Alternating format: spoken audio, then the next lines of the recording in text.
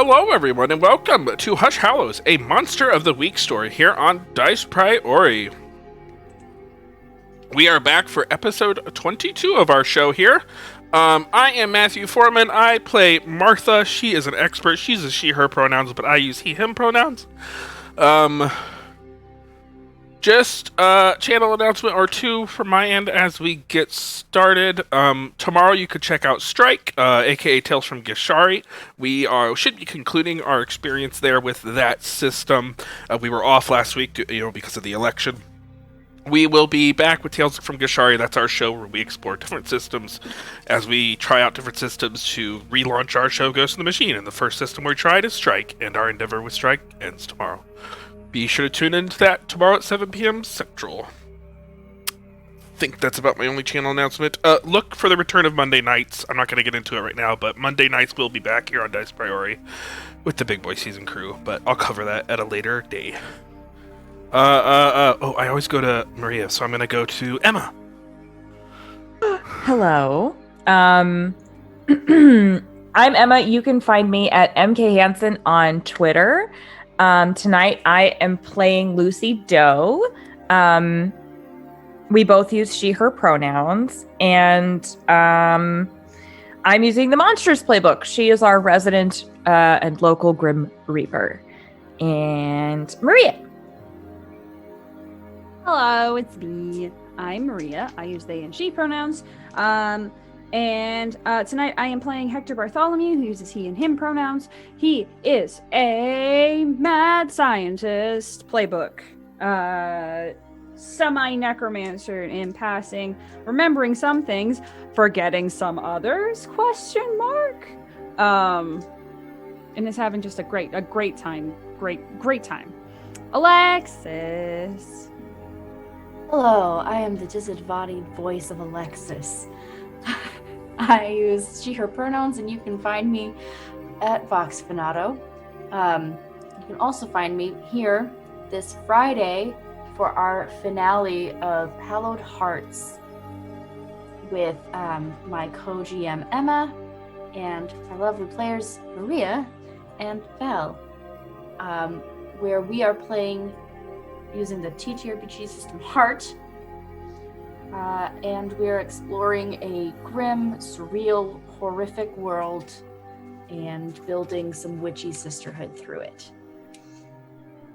Yeah. So join us for the finale of that on this Friday, the 13th, at 7 p.m. Central. And make sure you check out the content warnings because it's going to be loaded with those.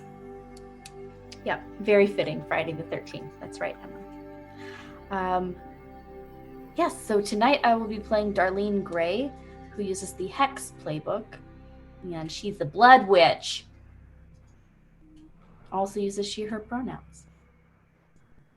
That's all for me. Ty. I am Ty. I am the keeper for this and all evenings. I use he, him pronouns. You can find me at Ball and Brawler on Twitter. And let's do a quick recap of what happened last week in Hallows. Last week, the group of hunters did a little more studying into the naming ritual to help Hector defeat the lumberjack mascot from his past. The Martha, Darlene, and Lucy kind of took care of the physical embodiment, kind of staving it off, while Hector went into a sort of mind escape and was eventually managed to make some semblance of peace with this creature as it eventually faded to existence. So when we resume this evening, it is night in Hallows. There's a still silence as Hector stands alone, his eyes blinking back to this reality. Lucy and Martha stand about 30 feet away, and Darlene is in the tree line. What do you all do?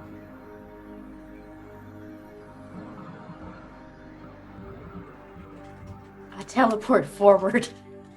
So what it looks like, here's what it looks like as you do this. I don't know if you see it, but at least the audience does. A sigil, the same sigil you saw inside of this head, briefly appears in kind of a reddening mark on your arm. your body dissipates in an instant into just vapor of blood and reappears, coalesces about 30 feet in front of you. That's pretty much exactly what I was picturing. The vapor of blood. That's... Yep. And so Martha and Lucy, you see this display. Hector, you might be out of it, but you might see it too. No, Hector is on his way, either sitting on something or the ground. One of those two things is happening. And I have teleported to Hector. Are you okay? I need to I need to sit down somewhere. He's all kind of discombobulated.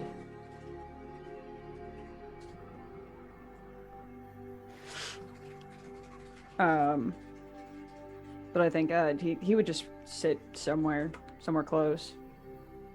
There's probably a tree stump nearby.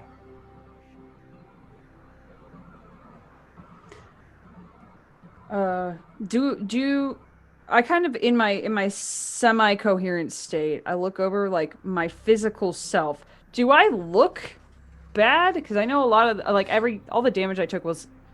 So you feel your jaw hurts. You would feel there is some wetness on your back where the glass pierced you. There is no piercing through your clothes, but you are bleeding a little bit from the back, and you do feel that pain in your jaw from the hit.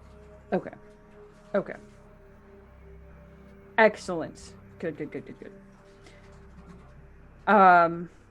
He'll point to his back and say, "Might need to look at that soon. I think I'm losing a lot of blood. Some blood. There's something not in my body anymore." Do you require... I'd say Martha's pretty frazzled, but she's not, harmed. Do you require medical attention? Mm-hmm. Okay.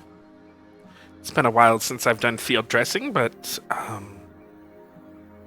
can give it a shot. You are a woman of many talents. I could magic it if you want.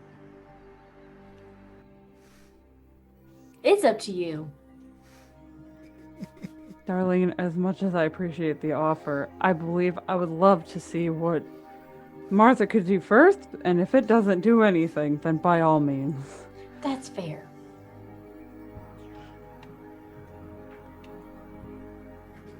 Okay. This is gonna be funny. I'm a doctor. Okay, this is actually plus cool.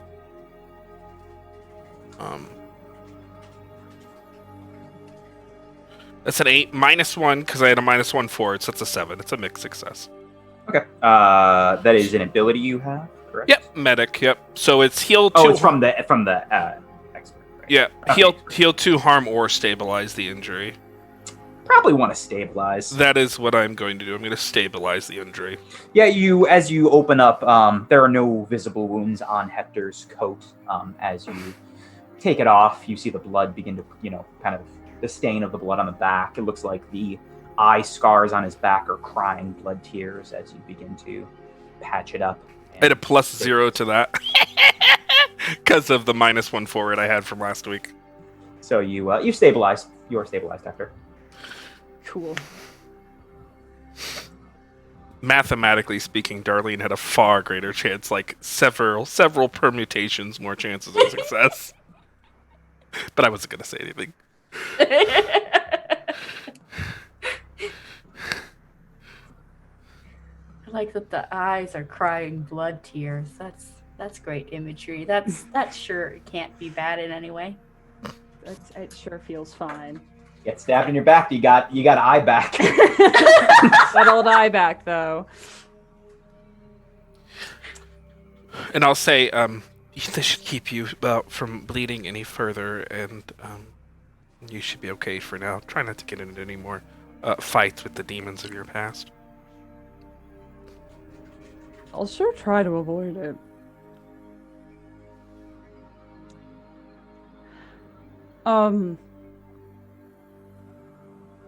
I think he's okay, by the way. Cameron, I kind of talked to him.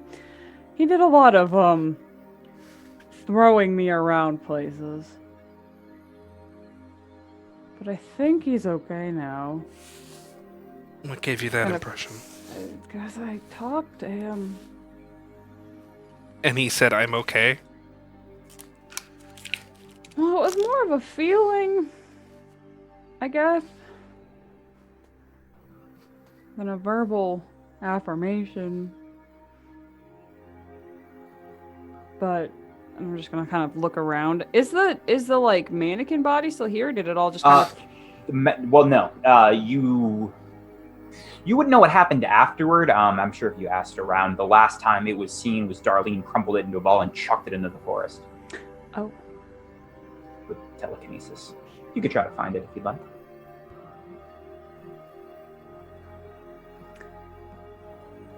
I would like to have. I would like that. Okay. Yeah, roll and investigate. Roll with sharp. I almost forgot how many dice were used in this game. Hell, that's a 10! Yeah, you walk up. Doesn't take very long at all. Darlene points in the right direction. There is just a scattered assortment of mascot limbs, its torso. Its head is facing upward, its hollow eyes pointed towards the night sky. It looks like just a mess. There is barely any residue left, if any. I'm gonna take the head with me. Okay. You grab the head. Mm-hmm. It's still dirty and matted, but it's fine. I just want to bring it inside into like the lab. Sure. You grab that. Hector leaves the forest holding the mascot head. This thing is really gross. Yeah, that's sort of why I chucked it into the forest. Well, Also, it was trying to kill you. fair. Thank you. Everyone, that was a lot more harrowing than I thought it would be. And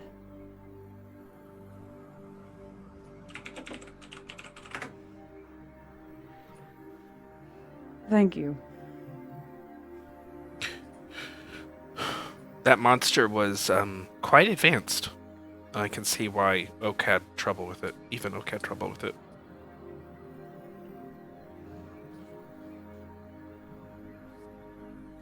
Can I look inside of the mascot head? Yeah. As you peer inside of the mascot head, you see 5 sigils. I can show you what they look like if you'd like, but 2 of them look very, very faded and barely visible anymore. Okay. That's why I wanted to bring it inside. So look at those. Uh-oh. And thank you, Janorama, for the subscription, and thank you, Eli, for resubscribing for 8 months. Thank you so much, folks, for the support. Continue.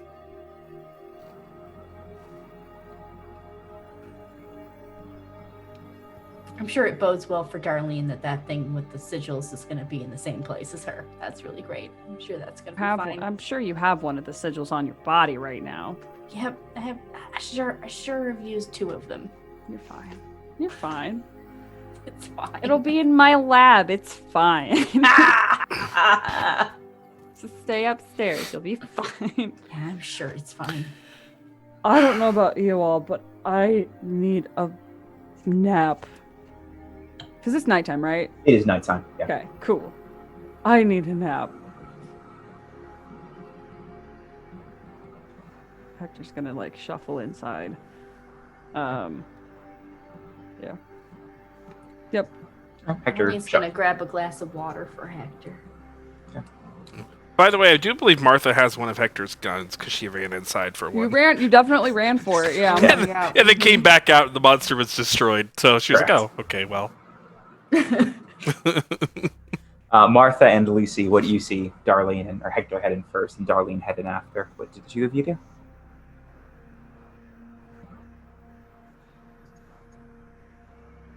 It is nighttime, but it is not like 1 a.m. It's closer to 10:30, 11.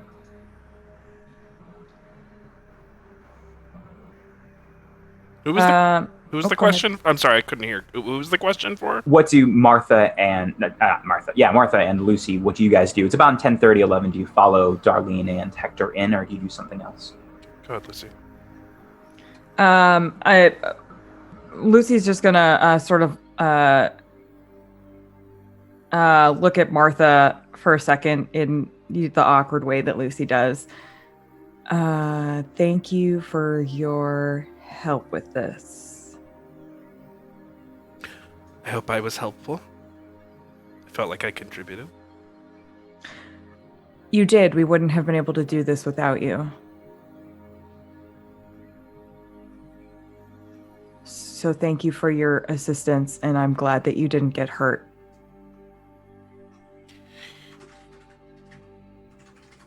Thank you. And Lucy's gonna go inside and check on people, but she's not intending on staying here tonight. I should never read chat when I'm not muted. Yeah. Martha would just go inside and put Hector's gun back where she found it, and she would just kind of mosey about the place. Honestly, I think she would take more of it in now that she's not in mission mode. She did what she came here to do, so she would troll around and just kind of look at where Oak's been staying. Hector, is your plan just to go to sleep currently? Yeah, I think he'll deposit the head onto the bench downstairs with intent to look at that tomorrow. And we'll, I think, begin the slow march upstairs. He does not want to stay in his slab. He wants to stay in a bed that is more comfortable. So he'll go up to the master bedroom and kind of lay down and contemplate sleeping. But I think it takes a while for him to fall asleep. And even I think it takes a bit because he keeps replaying that last conversation with Cameron. And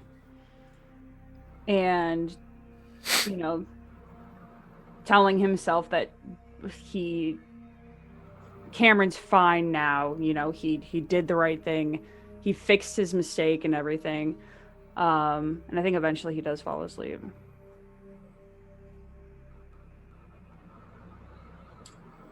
You do. You fall asleep. Finally, wounds stabilize. You can heal one as you sleep tonight. Finally, some weight off of your conscience and mind. Darlene, what do you do with your night after providing Hector water? Oh no, Darlene is feeling pretty wired, I think, after all that.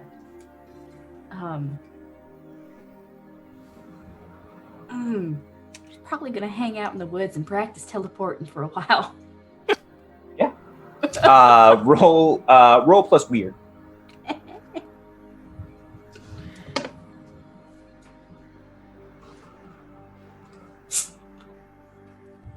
This is really funny. It's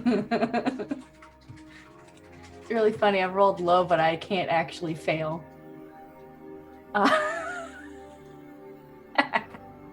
It's a 7.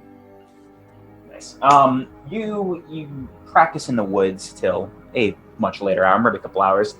You find the same kind of restrictions we talked about. You can go, I think, up to 50 or 75 feet is what I said.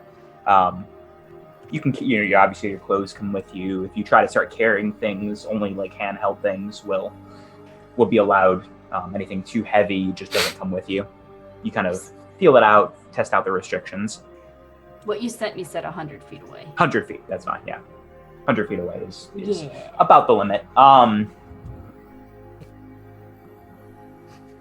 Yeah, and I think the other things we would find as you practice is everything else we talked about. If you're looking at a tree, like dead on a tree, and you're trying to teleport past it, it doesn't happen. You have to be able to see where you're going for it to work. Okay. And I practice like holding on to different items when I'm trying to teleport, seeing what limits I have. Blade comes with you, your shotgun comes with you. If you try to like drive Martha's car, it does not come with you. I would not try with a moving vehicle. I might try with a parked vehicle. She has her own car. No, she doesn't own a car. She has there's a PT Cruiser and a Camino, but Darlene actually doesn't own a car. She Ubers around. That's right. Yeah.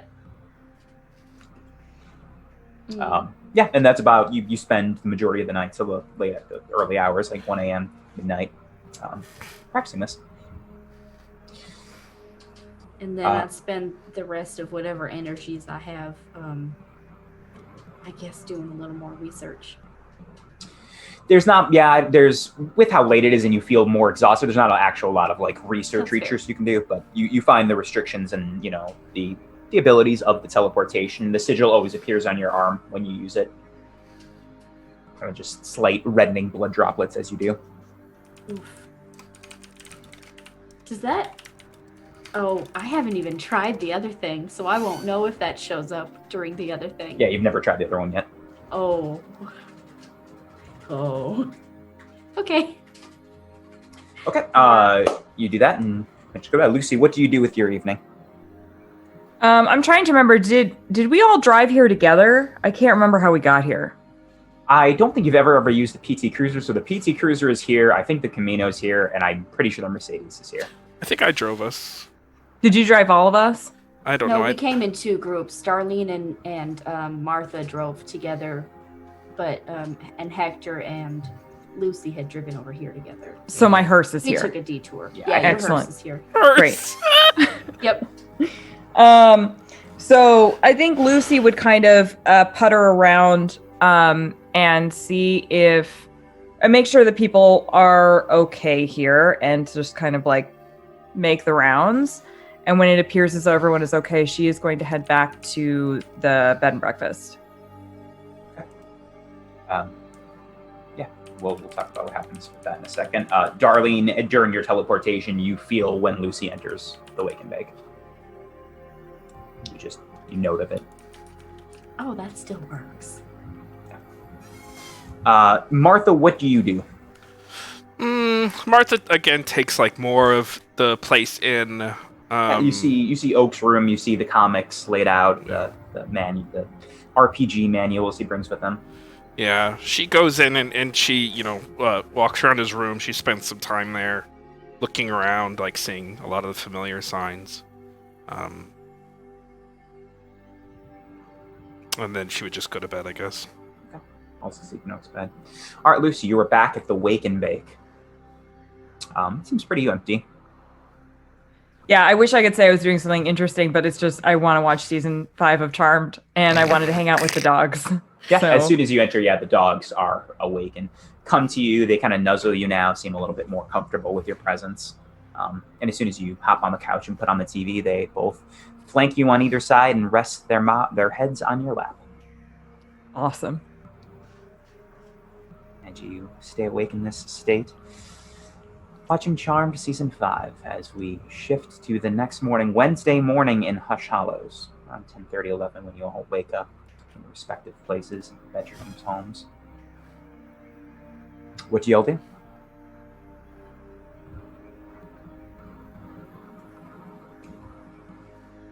Hector goes and looks at runes downstairs with the cup of black coffee.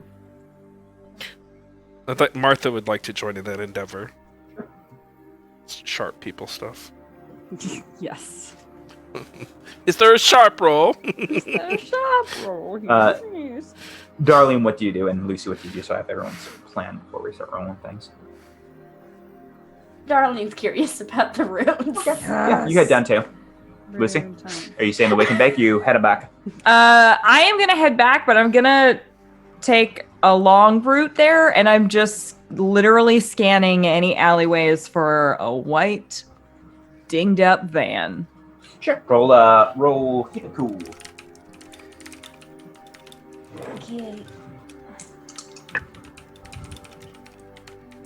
10. At one point, I think if you're taking the long route, you see one just like pass you for a second, but doesn't seem to be aggressively following you like before. But it looked like the same van. Looks like the same van. Yeah. I am gonna note what direction it's going in, and I will head back over to with the rest of the group. The lodge. Okay. You guys are. It was heading west. And you reconvene. Are you gonna go? They're all in the basement. Yeah, I mean, she'd probably come inside and start yelling to see where people were. Okay. Yeah. You go down the basement. Everyone is in Hector's lab with the mascot head just propped up on a table. Do I see any weird things coming from it? Like No. any You don't energies? see Or anything anymore. There's Cool. nothing to it. do I see anything in the house? You could roll.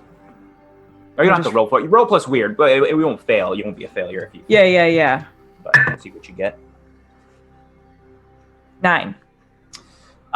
There is still some sort of there is an odd energy around Hector, like there always has been from as soon as you've activated this. That still some sort of odd energy remains. Beyond that, you see the clearly vampiric nature of Martha. I knew it. No, beyond that, nothing else around the house. Okay, cool. Clearly vampiric nature. What do y'all do? Hector, who is like partially trying to get this to see if this mascot head opens in any convenient way, and everybody just kind of piles in and says, "Oh, good, a group project," and we'll start instructing people on how to assist if possible. There is no system of entry. It is just one solid piece that you put over your head. That's fine. Okay, Cut cool. it open, or you can just put it on your head. I will consider that as an option. But first, I want to try to figure out the runes that I can see and just do some sketching, transfer Yeah. them into.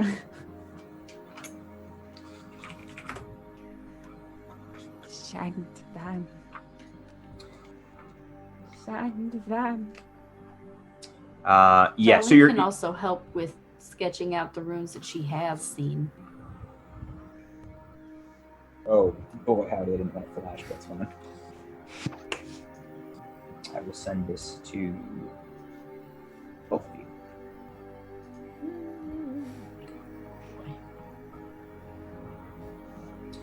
Point out which one to Whew.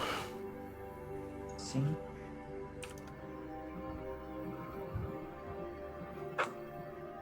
A sweet Finn moment. The baby. And I'll put this in this would be information. I'll put this in the Discord. Yeah. Darlene, you would know the middle one. The middle one is what you've seen appear on your arm. That's not at all the kind of interesting. Interesting. I thought so. You told me that I had seen 3 of them in particular. Oh yes, you have. Yeah, that's right. You've seen him in. So the one in the middle is the one you've seen on your arm. You've boy. also the ones you took note of. I think you've seen all of them in passing. Like when you went in, the ones you would note would be the one in the middle you've seen up here on your arm. You would recognize the one on the far right as being the first one you took, and then the one on the far left would be the other one you had seen and recognized but not taken.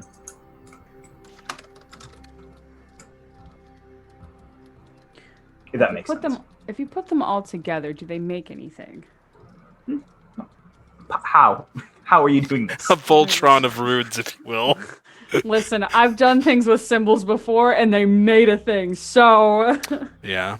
Is there a dick but of the runes when you put them all together. There. That's the big puzzle. All together, they just form a pair of hands. But those are what you see. The ones you see kind of, you only barely see the one on the far left and the one in the middle. I'm sorry, no, the one on the far right in the middle.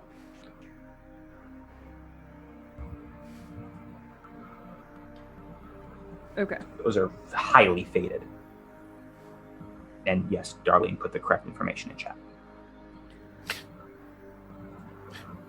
It kind of looks like the word Biggie. That's it. You solved my puzzle. Yes. My Biggie Smalls Yeah. puzzle. That's right. That's right. The true villain of Hush Hallows. And The then- spirit of and then- Biggie Smalls. And then underneath it, he wrote "scary lumberjack?" question mark. Yeah. Biggie Smalls. And Scary then the lumberjack. picture of a locked door. Yep. Correct. It's all the notes for this mystery. Biggie Smalls scary lumberjack question mark. I'm onto something there, I think. Good. What if Hector killed Biggie Smalls? Oh What a damn. Hector is too. I don't remember. All right. Oh, God. Cool. I would love to I'd write it down. These Okay. runes, and hand them to whomever is closest. I would just hold it up in the air for whomever to take it and say, if anyone can figure out what those other two, or if anyone can figure out what these runes actually are, and he'll kind of just lean towards Darlene.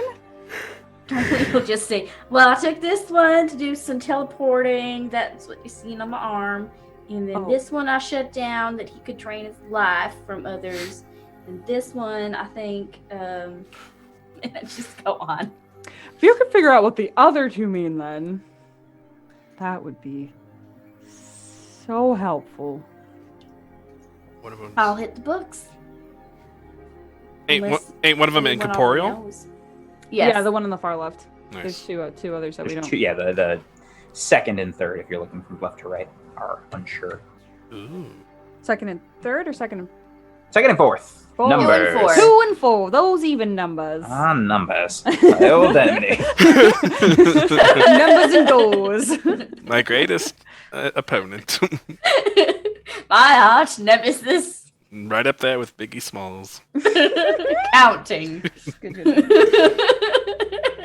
What do Lucy and Martha do as Darlene begins to take these and go into the library? Are there any history books in here? History books on the town, not on. You could roll for it, sure. About spooky monsters. No, I want information on the town's history. Am I just rolling sharp? Is that what I'm doing? Yeah. Ooh. Oh. 11. Yeah, there's some. It's not history books necessarily. A lot of them are more journals, or newspaper clippings that were taken and put inside kind of a scrapbook. There aren't a lot of like actual history books of Hush Hallows, but there is information you can find out about the past. Is there anything you're specifically looking for? I'm so glad you asked. I am looking for any information on the fellowship. Right? Fellowship of the Fellowship of Hush Hush cult. Mhm, yes. The hushed cult. The quiet cult. The quiet cult. And looking for anything on that, like anytime it's Okay. mentioned, when they moved in. Sure. I'll send you what you find out. The rest of you, what do you investigate or do? Martha, anything?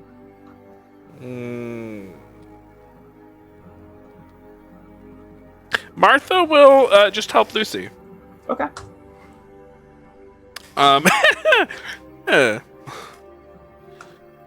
While she's helping Lucy, she will say, "I have an impertinent question, if you don't mind." Me? Yes, Oh, yeah, sure. you're very young looking. Thank you. Okay, it wasn't a compliment, but what I mean to say is you look like almost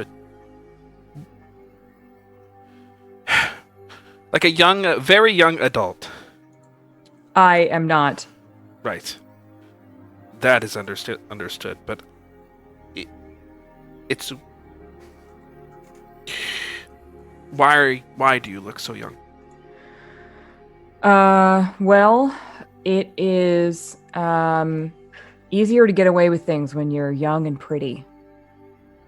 And if you're constantly running, in case, because sometimes my nature gets the better part of me. And sometimes that means I gotta run so that I don't go to jail. And I can't own anything really. I don't have one spot, and I don't really make money necessarily. So that hearse I drive is not mine. The motorcycle I had before it was not mine. Okay. It's a form of survival. Okay, I have a second impertinent question. Of course, you don't have to answer. Is this how you looked when you died? No, I was much younger. Okay.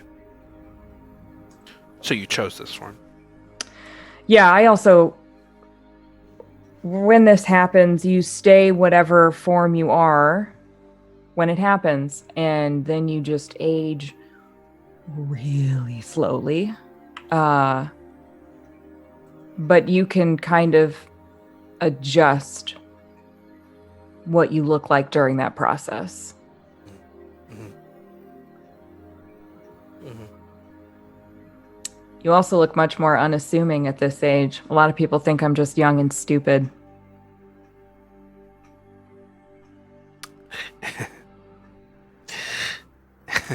You thought I was young and stupid, didn't you? No, I thought you were young and incredibly intelligent.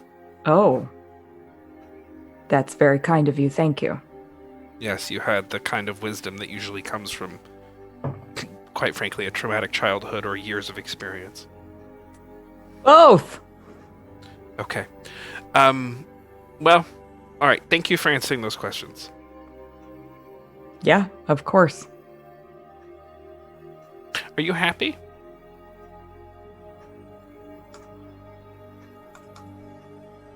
I don't know. It's been a long time. I don't necessarily know what any of those things feel like anymore because you don't feel much. I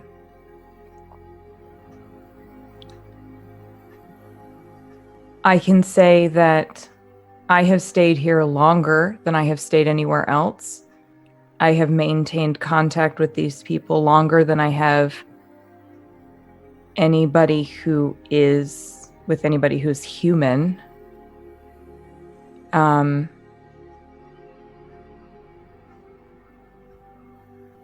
I don't know if I'm happy. I don't know how you define that. I don't know how you figure that out. I don't know. Do you just know?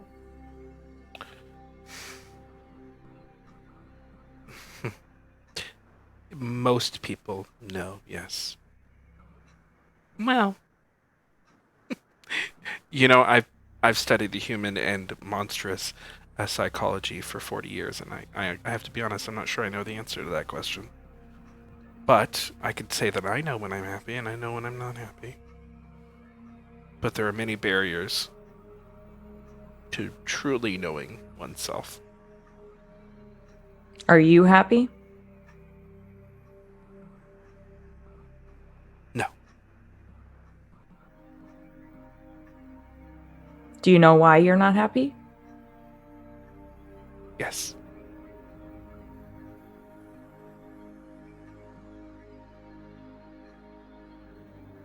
But I'm enjoying my retirement.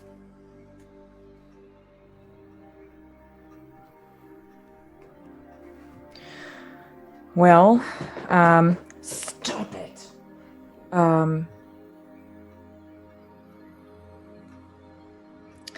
That's good. Enjoying your retirement is good.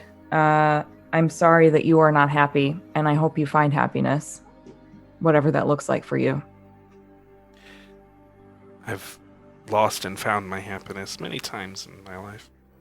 It'll come back around.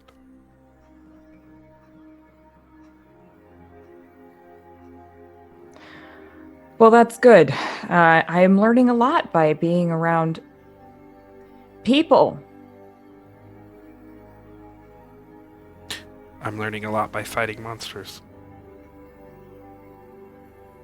Yeah, me too. You tend to learn a lot about people by fighting monsters. That's what I've been saying. Because you have a baseline for what humanity is and is not.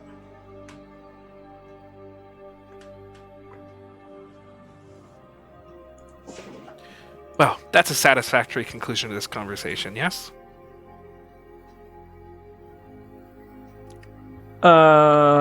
Yep. Great, thank you. You guys talk about this as you pore over the many books and journals, and Lucy, you find what I had sent you. You can share it with Mark if you'd like. Darlene, roll if you were going to try to hit the books to find out what the other symbol or symbols might mean. This is a little harder to find, but you can roll it as well. Okay. Ooh, fun.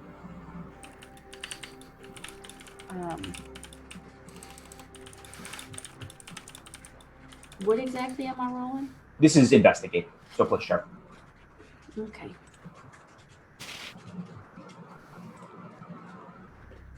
One second. I didn't have my sheet up. Okay, alright. You're on the entirely wrong monitor. Thanks for blocking everything. Okay. That leaves me with a 9. A mixed success. You find. I think what you find is the one. It's not an exact match, but the second one from the left, is often used in rituals and spells as a form of binding. Like you used something to trap a monster in places. That one is very similar to other glyphs of that same sort that are used to trap and bind.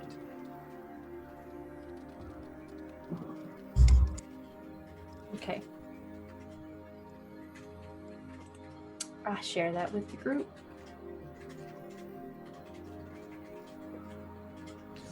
Okay. Hector, do you roll anything or do anything?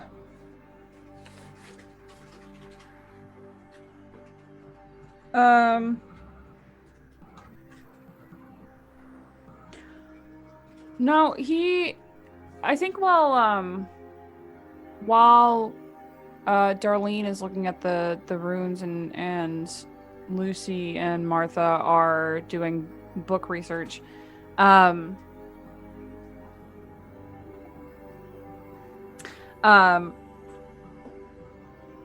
Hector's gonna walk around inside of his lab, kind of trying to replay the moments of that up until the point in his memory where it just kind of nothinged, where the canister was and everything, trying to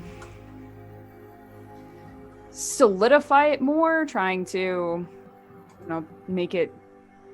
make more sense, doing whatever he knows how, which is not a whole lot, to try to spark some kind of like anything. Sure, you could try to roll fractured memory. Cool. Oh, that's a 13. Ooh, that is very good.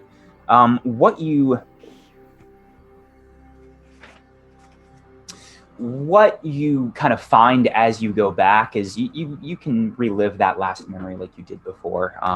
You see yourself in the lab. You see the containment unit with the yellow grayish kind of glow that you've seen many times now. And you see yourself once again looking outside of this room and giving a nod to someone else. And that is where the vision cuts. Is there any specific parts you want to replay or try to focus in on during this?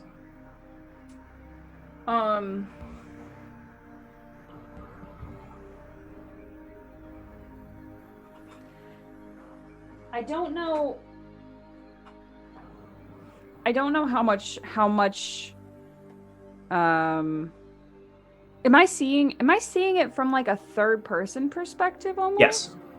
Yeah. You're saying if there was a camera, it'd be angled, like the door is here, it'd be angled here looking in on you, and you can see the glass container in the shot. But you cannot see who's outside the door, and you are seeing yourself.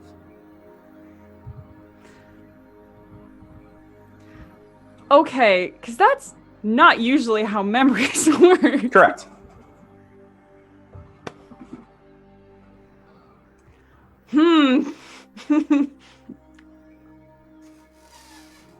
Okay.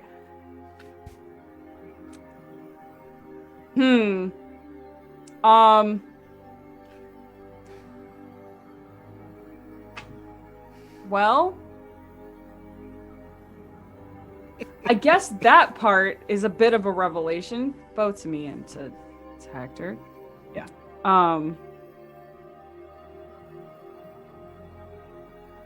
No, I don't.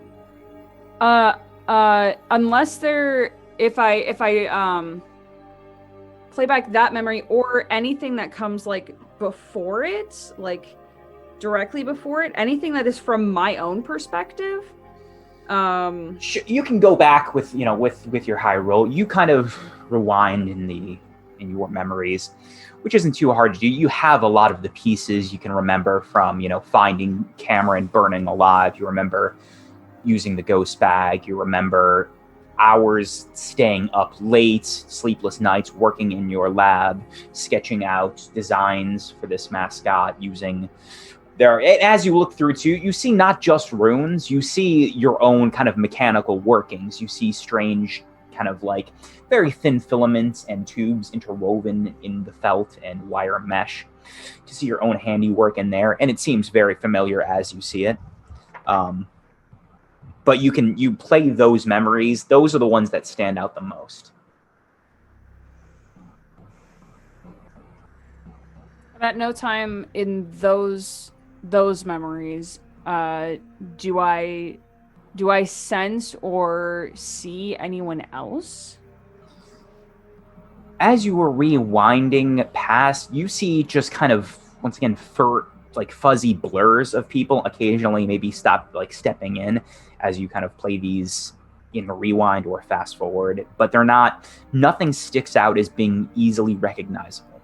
You just see a blur of someone here and there. You might recognize Gretchen once in the magenta pantsuit she often wore during those times. Mm-hmm. Stopping in and bringing you a glass of black coffee late at night, putting a hand on your shoulder. That would be the only thing you really recognize.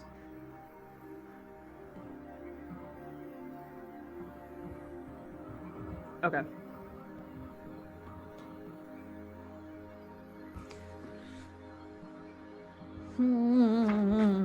Okay. I would probably be standing where I was standing in that memory in my lab. I would go out to where everyone else is, where the books be happening. Not like hurried, not rushed, contemplative almost. And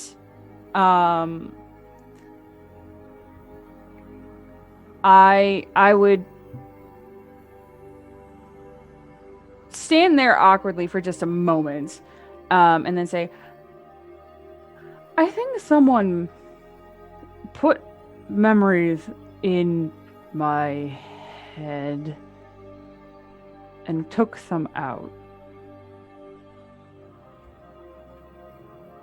I'm remembering things that I did, but not as I did them.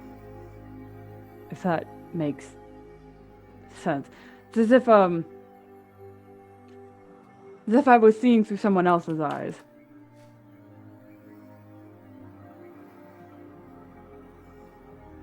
This was to everyone? Mm-hmm. Yeah, everybody who Can be now. All of you have your own information. A memory, someone else's memory, where you were seeing from someone else's perspective in your own mind? Mm-hmm. you don't know. I would say you don't know that with confidence. That Right. you can think that. That's but what it feels like.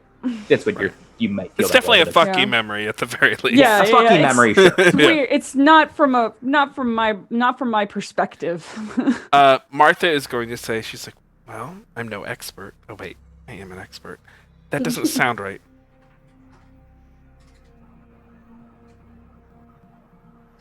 Yeah, that sure sounds off to me. It could also not be someone else's memory. If you were viewing yourself from outside your body in this memory?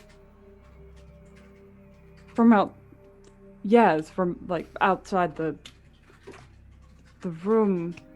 Are you sure it wasn't yourself looking at yourself? Mm-hmm. Because you got chunks that are missing. Someone has them. Could be an out-of-body experience, quite literally. Or, I mean, could be remembering a dream? Martha's going to shoot a glance over to Darlene, because it's a very good insight. Because That- that's the only time I ever see myself. As if I ain't awake. In a world where there's so many psychic and magical phenomena, it'll be hard to pinpoint without further inquiry. This was when? This was many years ago. This was very shortly before the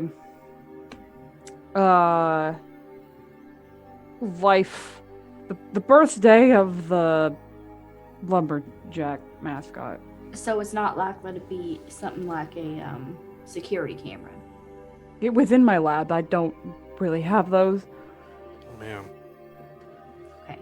So you watching yourself through technology means is probably out. Right. Probably. Hector, where was this lab? I point over my shoulder. Oh, it was here. I'm sorry. I get confused about your history. I can't remember if things happened over there or if they happened at the university. I think everything happened. Well, yes. Most things happened here. Probably. Okay.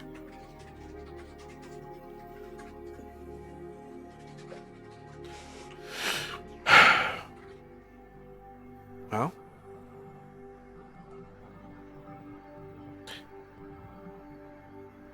Something to think about. I just didn't really think through it a lot until now.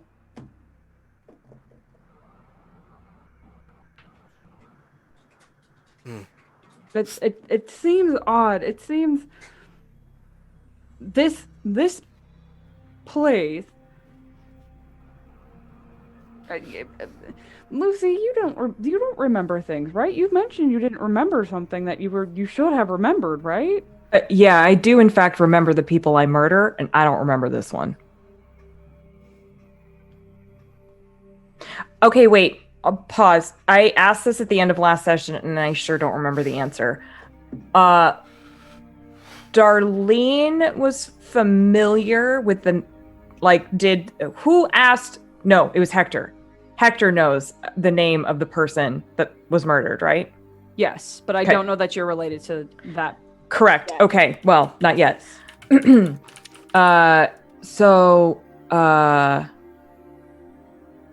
You seem to have like a relationship with the what's his name? The pig. And I'm wondering, did he talk to you about anything that was going on? Did he tell you about the murder? Or missing person? I know it was a murder. I did it. I mean, Honeycuff didn't, but one of his, I don't know. Associates? Sure, one of them told me as soon as I got into town. What'd they tell you?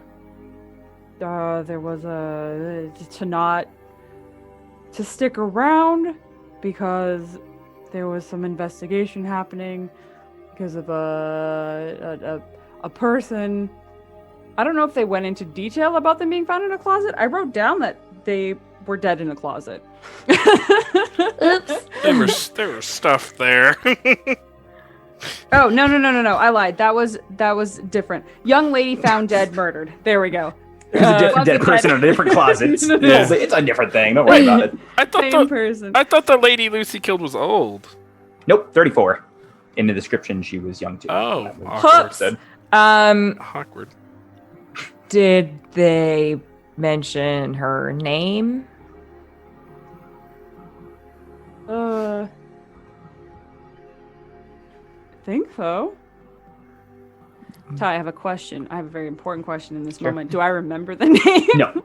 Yeah, when Lucy is trying to remind you of this, you vaguely remember. It's kind of how you're stating it. You vaguely remember this happening, but that's about it. You remember coming into town and them having an issue with, some sort of murder, and there was an investigation. But that's about all that stands out, and it's vague details. So it's fucky. That's what you're saying, Ty. It's fuzzy fuckiness. Is it? Well, is that like a Hector thing, or is that like it's not their thing? Listen, is there a difference? Yes, maybe. I don't know how well you trust Tex's memory, but I don't think Hector would be able to discern it. It just feels vague. It just feels like something that wasn't maybe of some sort of note, but not enough to where he can recall details. It's a little fuzzy. I don't feel like they might have said the name, but I don't. I need to go talk to them then. I need to know if it's just me who doesn't know, or if this person no longer exists in everybody's mind. Because if that's the case, well, they're both bad, actually. Both of those options are bad. Door A and door B really suck. I have to go and drop off a thing there. Great, I'll drive. Okay.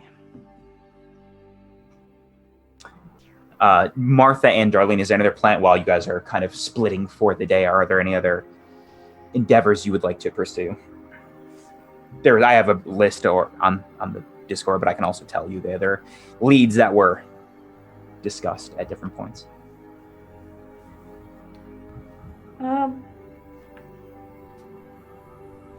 I feel like some of the things on Darlene's mind are checking on Oak, and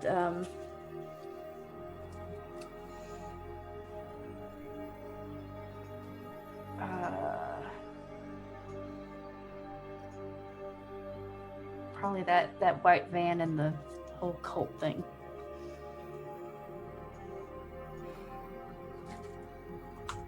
Oh, I also would share the information that I found. I'm not going to hold on to that, but I'm going to copy it and just paste it right into Discord. Are people comfortable with that? Mm-hmm.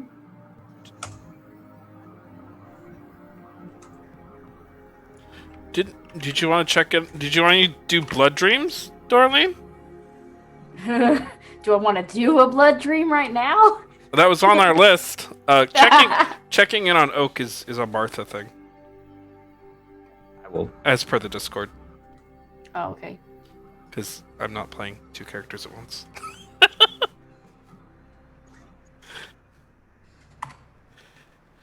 Okay. How dare you? Okay. Let's start with Team Popo. You take the Camino or hearse and arrive at Hallows police station. The two of our cars, I think the hearse is going to draw less attention. Is it though? Mine is in disrepair. Okay. It is hard to open the driver's door as there is a giant slash mark through the whole left side. Hearse it is. She's in great shape. Mm-hmm. All right, you guys drive to Hallows Police Department. And there's a receptionist. Yeah, can I help? What do you need to report a crime, or what you need? I have a kind of a standing Appointment with Sheriff Honeycuff. I have a technically a delivery for him. Oh, let me. He goes back, And a second later, Ernest Honeycuff, his large, imposing frame and wide-brimmed hat, approaches. Oh, Mr. Bartholomew, Miss Lucy, I believe. You want to head on to my office? Yes? Looking over at Lucy. Sure. It takes you back to a moderately sized sheriff's office. What brings you all to my humble place of employment today? Did you have that thing? Yeah, and I'm just going to set it on the desk. He looks over this strange bolo gun. This is an odd sort of... What does it do, precisely?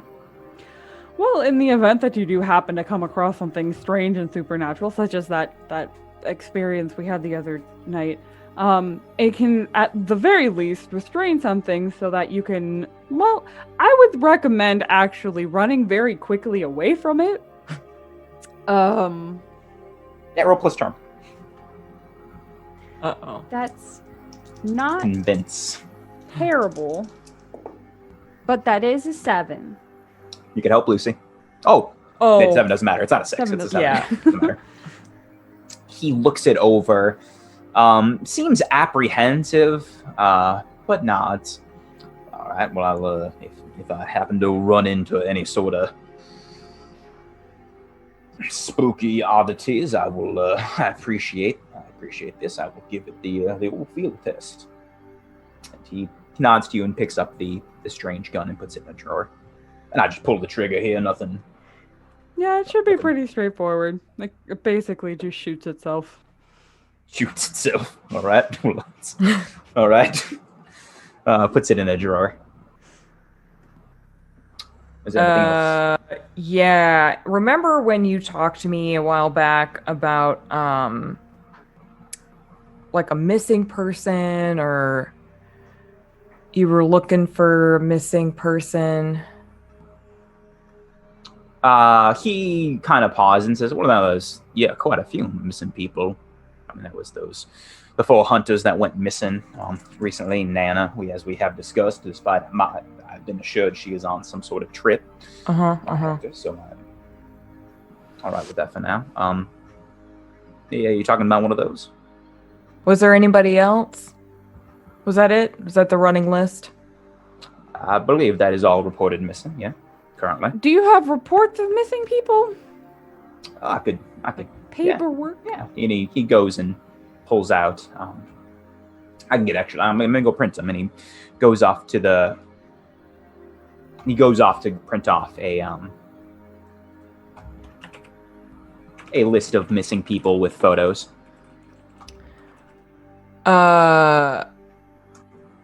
Is he out of the room right now? Yes. Hector, does that thing have a fucking safety on it? Well, here's the thing. I don't think it can actually hurt anyone. I don't think it's it's barely functional. Oh, great. Good. Awesome. Part of me does hope that it kind of goes off when it's inside of the desk so that he doesn't have to worry about it.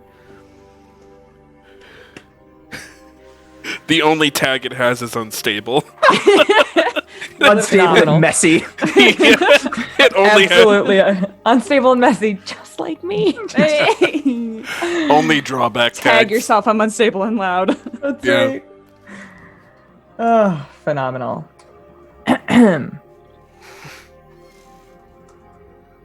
They never filed a missing persons report, y'all. They sure never did. But this person has a family. Or do they? Oh my Yeah, god. well, so did Cameron. Yeah, And his true. dad covered that shit up. So I here we know. are. But they're somewhere, right? I love this cult shit. I do too. We need in. Let's go. Let's just go.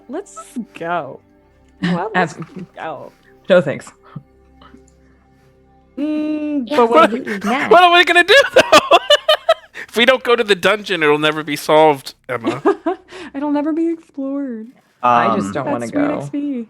Just let the A second problem- later, the Ernest Honeycuff reappears with a small stack of missing people the 4 hunters aforementioned. One other that was not a hunter.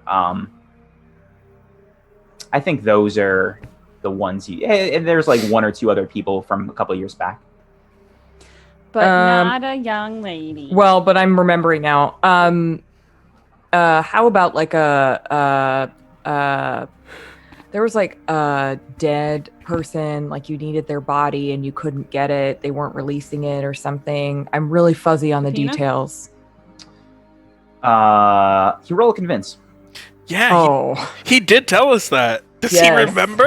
I don't know, but wow. my charm is not good, you guys. No, Hey, the 2 not charming people went to go schmuck up to the cops. Look at us. Sure Look at did. us go. Okay, it's okay. We're fine. It's an 11. Oh my He god. pauses for a second, and well, I do remember a little bit of hubbub a couple weeks ago about something like that. Someone, a family wanting a body that wasn't being released, but I think that all got sorted out. That's about it. And his trails off from there. Doesn't mention the murder that he had before. And even as you're recounting these events to him, Lucy, a lot of this seems very fuzzy. It does not seem as crystal clear as it was. Listen, there's something in the water here. Lucy is gonna like give a very pointed look to Hector. Thank you so much, Mr. Honeydew. And Now, that's a powerful melon, but it is honeycuff. it's honeycuff. Cuff, yeah. Oh, apologies. All right, so we gotta go. See you around, Mr. Melon. And she walks out. He taps his head. No, taps his head. As you do. Melon. It used to be tipping your hat, but the memory, he's had his memory tampered with so many times, it's starting to get to the instinctual level stuff. Tapping head. Yeah. You guys leave. Yeah. He also eats his pasta with like only a spoon. There's just like a lot of weird habits that he's developed because they fucked with his mind so many times.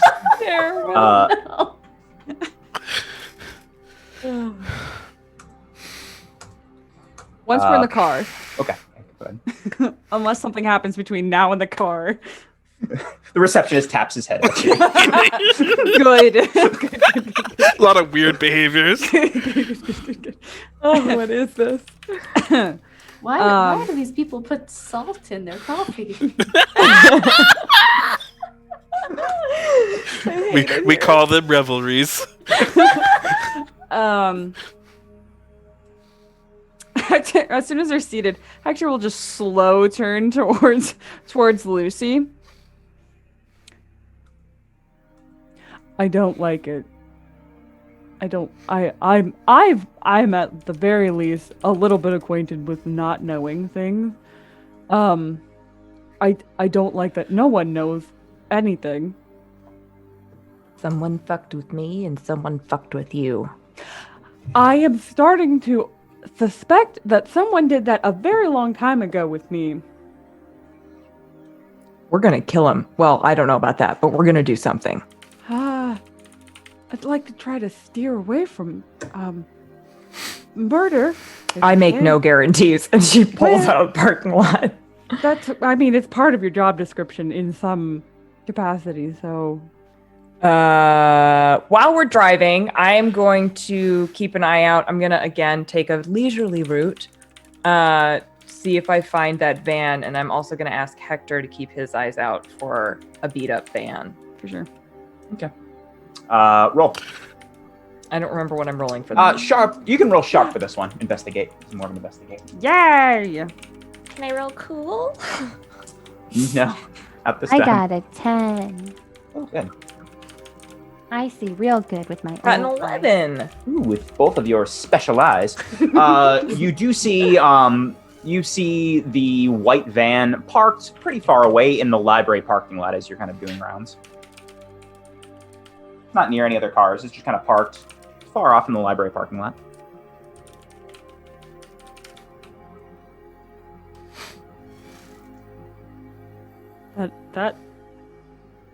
That? I That park. one? Not nearby, not an eye shot of it. I'm just going to pull over to the side of the road if there's open parking spot. It's on the road. You're on Main Street. What's the plan? I don't know. We're going to sit here and think for a moment. Well, my plan was to go and look in the car.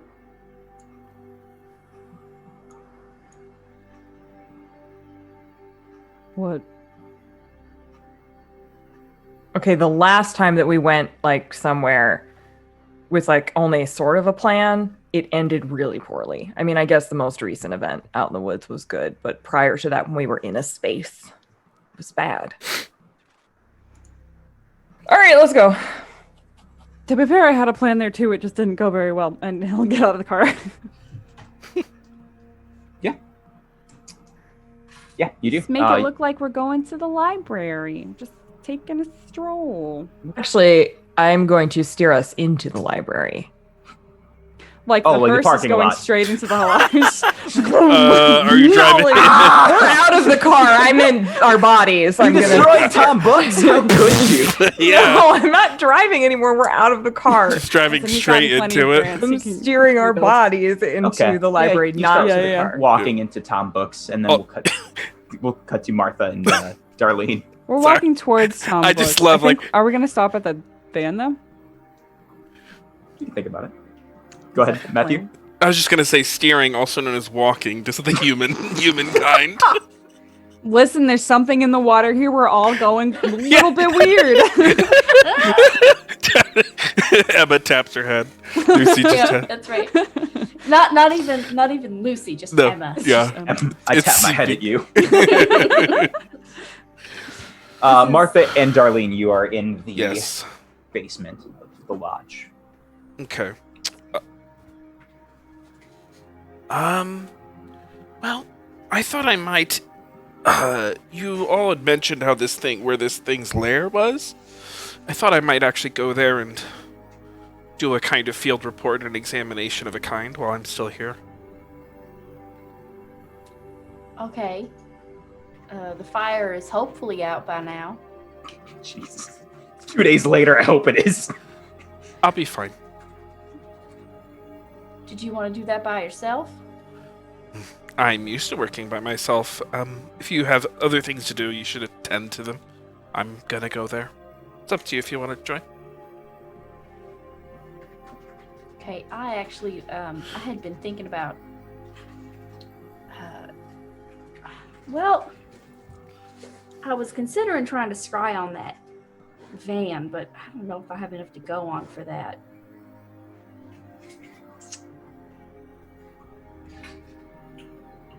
I'm a little concerned about it.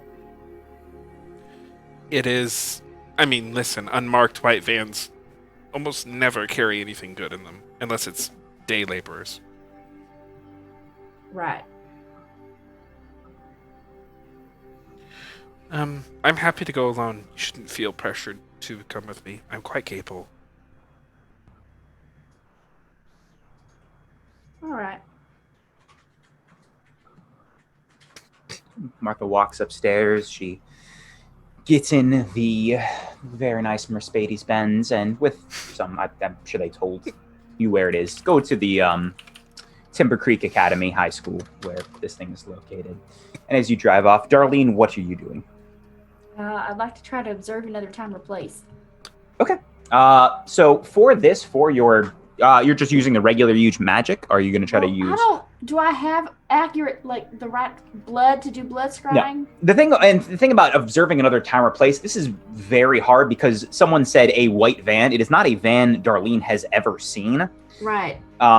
This is going to be very, very difficult to do. Even on a full success, you will get limited. What you find will be very limited.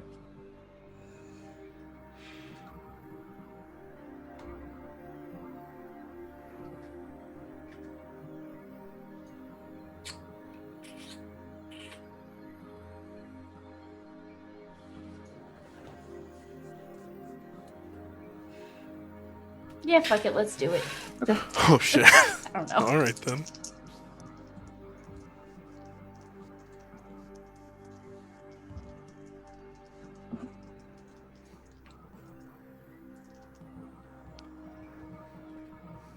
Hey, cool.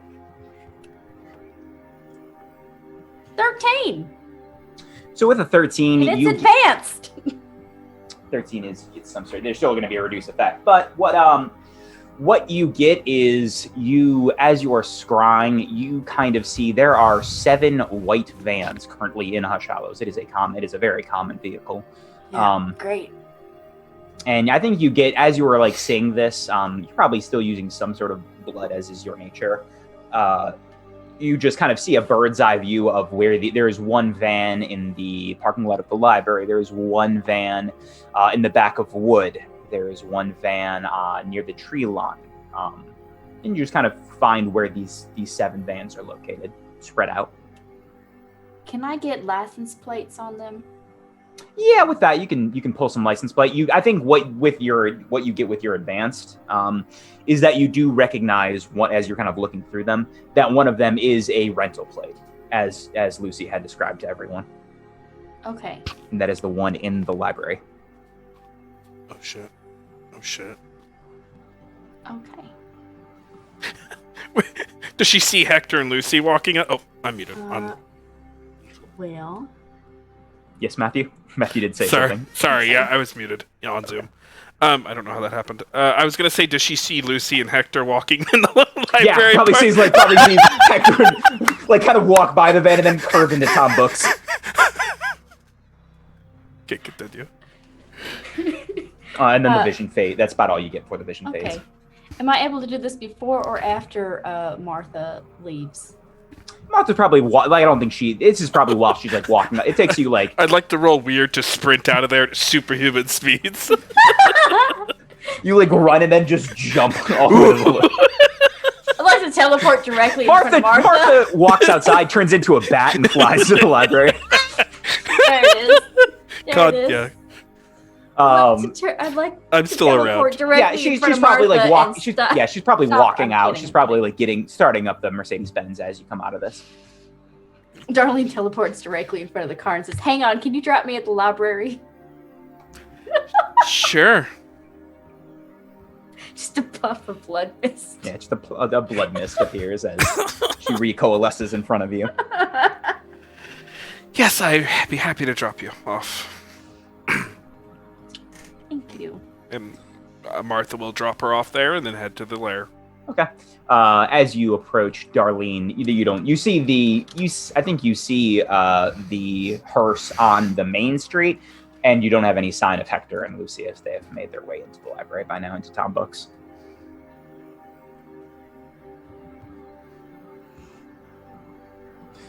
And you begin to walk in. What are Hector and Lucy doing inside of Tom Books? Here's the plan. You want to tell them the plan? We have a plan. We have a plan. There's 2 things that we're doing.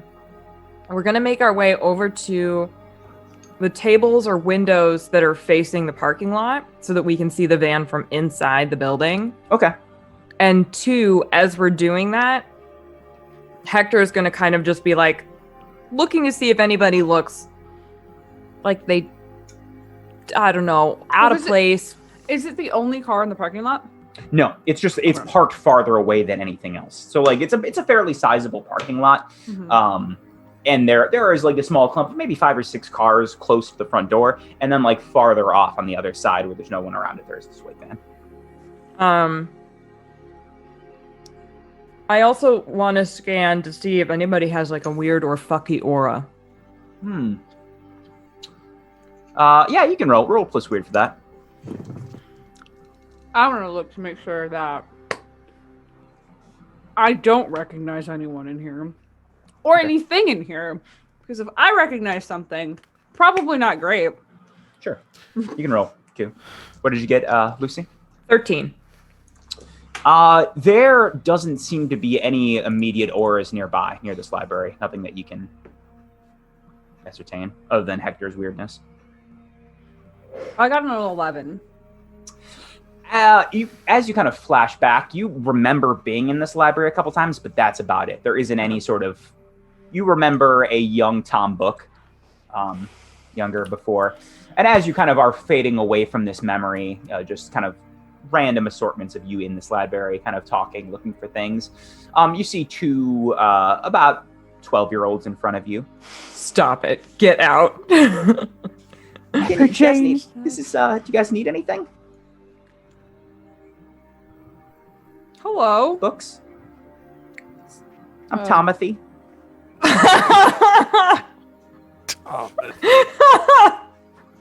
You guys, are you looking for any sort of special? Tomothy. Okay.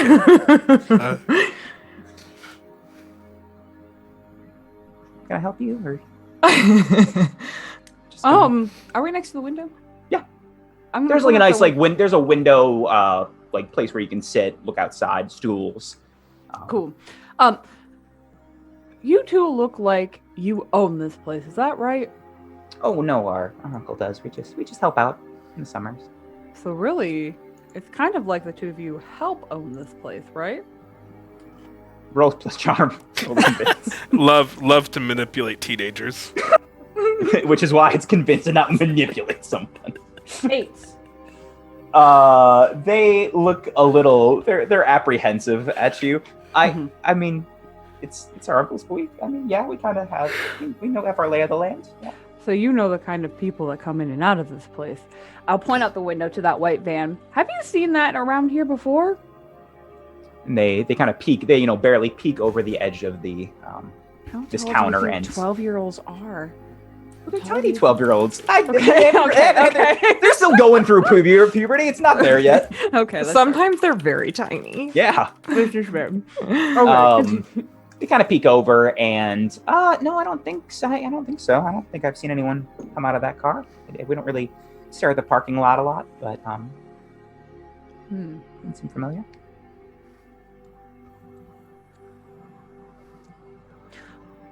If I don't happen to see, could you maybe tell me if somebody gets out of that car? Unless you're very busy. I know but running someplace like this can be really, really taxing. Why do you want to know that? We're trying to surprise a friend of ours, and we think they might come in a car like that, but we can't tell if that's their car, but we don't want to spoil the surprise if it's their car. Yeah, it's pretty common. Okay, well, if I see anyone, we'll let you know. Is there any sort of books you guys are looking for, or just kind of library surprise party? Actually, while we're waiting, can you show me where the history books are? Yeah, and they both gesture and take you over to the history section. Lucy, what do you do as these? I'm just gonna lean up against is there a table? Wait, so is there a table near here that I can sit nearby. at? Yeah, you can switch. Yeah. Okay, I'm gonna sit and fuck, I don't have a phone to look at. I'm just gonna grab whatever book happens to be nearby and flip it open and kind of pretend to read, but I'm watching the van. Okay, sure. Roll to keep it cool to see how obvious you are.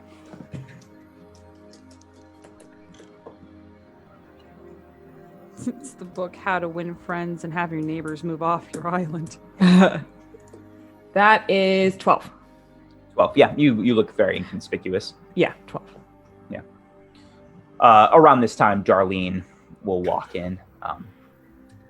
Pat, you just walk in, Darlene. Nothing special. Teleports in. Blood mist. Yeah, blood everywhere. My blood magic. I would take some time, just sort of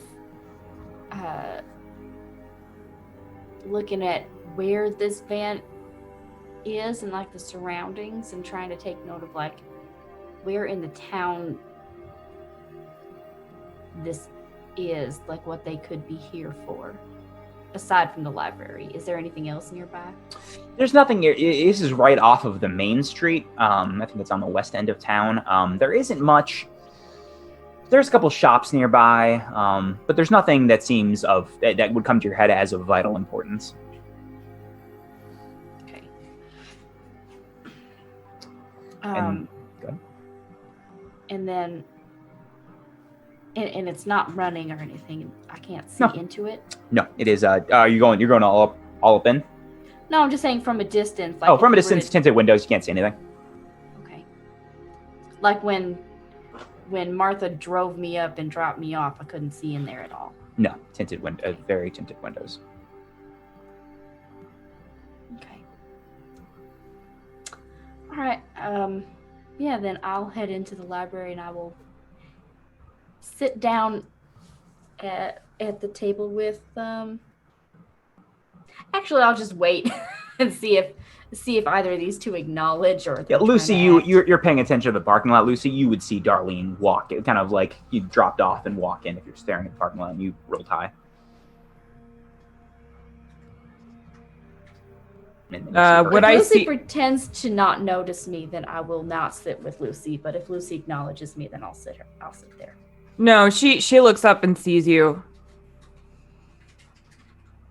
What's up? I see you're keeping eyes on that van outside. Is that she'll say very quietly as she sits down next to you. I scried on it. I saw you two here. So I had Martha drop me off. Oh, is she gonna go see Oak? She's gonna go investigate the lair that is now just charred remains. By herself? She said she was okay on her own. She went to the lair of a poltergeist in a series of interconnected tunnels underneath this place that has awful shit in it by herself. She said she was fine. I know. She seems very upfront. I know. Are you worried? Should we worry? No, I mean, that's her choice. I'm just...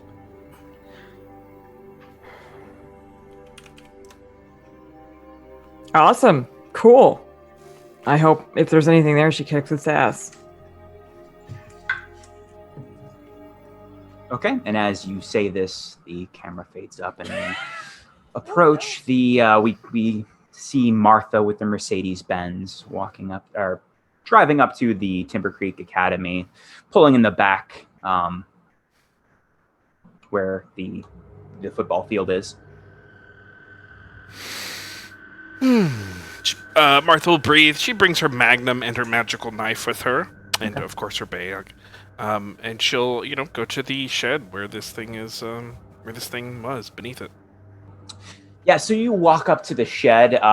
There is a front door that is still locked. As you kind of walk around, you see there is a giant hole in the back, made with some sort of bladed weapon, sloppily and quickly. As you walk in, there are like charm marks heading up. The thing is not burned down, but there was definitely some sort of fire in here. You see a thin tunnel leading down and a rickety metal ladder as you investigate a little bit and move things around. Yep. Take note of like the fire and the wreckage and everything, and then I go down. You make your way into this slightly cramped tunnel. It is slightly colder here, a little bit wet. There are charm marks everywhere, and as you make your way through the tunnel into the opening, you see basically the ashes of a table. I guess basically if they had told you what had went down. You see not an entirely, like a blackened and mostly destroyed chainsaw. There are also very large shears. In one corner that looks mostly untouched from the fire, you're in a kind of, a circular opening. There is the opening where you came from. There's a table, as I described, or there was a table as I described. In one corner, there's also a plain mattress. And there are also, there are sconces, or candles, I believe I said before, currently melted down. Sconce is my old nemesis. I'll try to take one from the wall. Yes. Roll plus tough. Okay. Martha, the thing that catches Martha's eye initially is actually the mattress, so she's going to go over there and look for signs of that it's been slept and used. Roll investigate. Yeah. Okay. Yes. 8. What you find with an 8 is that it has not been slept in well at all. It doesn't look heavily. It's a little dirty, but it doesn't look like anyone's been, like there's no indentation or anything that's been heavily used. Right, sweat marks and such. Okay, that's interesting. So it's just laying there on the floor, but it's not being used? Okay. And then if I go over to the table, is there anything interesting there? Any secret cupboards? I'd examine. I think with your roll with an 8, you can tell there are some slight drag marks near the mattress, is what you can ascertain. Dragging. Drag marks, like it has been dragged and pushed. There is really nothing left of the table other than a charred garden shears and a charred chainsaw. The mattress has been dragged? Yes. Had been dragged previously. Then I will check underneath the mattress. Yeah, there are 2 things underneath the mattress. There is a hole that leads downward. Yeah, it is pitch black. You also find what looks like a white piece of paper rolled up, and there is a blue ribbon tied around it. Oh, okay, like a scroll with a ribbon? That's what it looks like, yeah. I'm going to open that and see what's up there. As you pick it up, it is heavier than you think it'd be, like something is inside. Okay, I'm still opening it. Okay, yeah. As you open this... My God. Yeah. As you open this ribbon, untie it, and unfurl this piece of very clean white paper, in immaculate, neat handwriting reads 3 words: "The best revenge." And what you find inside of this wrapped piece of paper is a strange kind of cylindrical piece of metal, just slightly bigger than your own hand. It is made of some sort of gold and bronze mixture. There are strange glyphs erratically covering it, and an oddly shaped sapphire sitting in the center. On one end is what looks about like an arrowhead-sized blade with a slit missing in the middle. And on the other end, there are 3 curved and bladed prongs. 3 curved and bladed prongs. And then an arrow-sized blade with on one end, with a slit in the middle. Okay. It's some kind of goldish bronzish rod multi-tool? That's fucking... It's about your hand size, like I said. 3 prongs on one side, 1 blade arrowhead sized on the other. Okay, does Martha have any hunches on what this is? You could roll plus investigate, I guess. You could roll plus investigate. Okay. She sure is smarter than I am. Yeah, okay, cool. I thought I had a thing for this, but I don't. 12, Mary! Yeah, with that, it doesn't shriek out as being immediately recognizable as something for you, but you think you've seen this before in some of your books that you brought with you. Okay. This is not. So I'm getting a tingling sensation. Yeah, something about this seems very familiar that you've maybe in your studies come across. Martha would run her finger across the arrowhead and see how sharp it is. It is very sharp. Okay.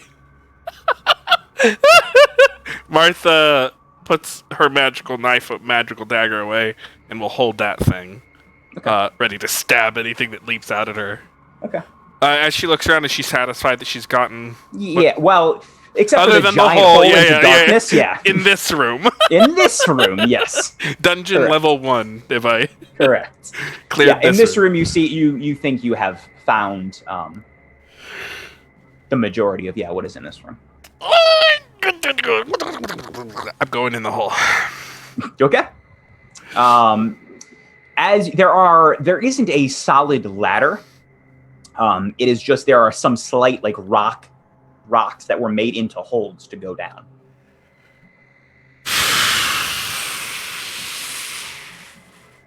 Martha will climb down. Yeah. Okay. Roll plus tough. Or weird using your strength ability. Yeah, I'm debating. I think she'll try it the old-fashioned way, which is a bad idea. I miss. Yeah.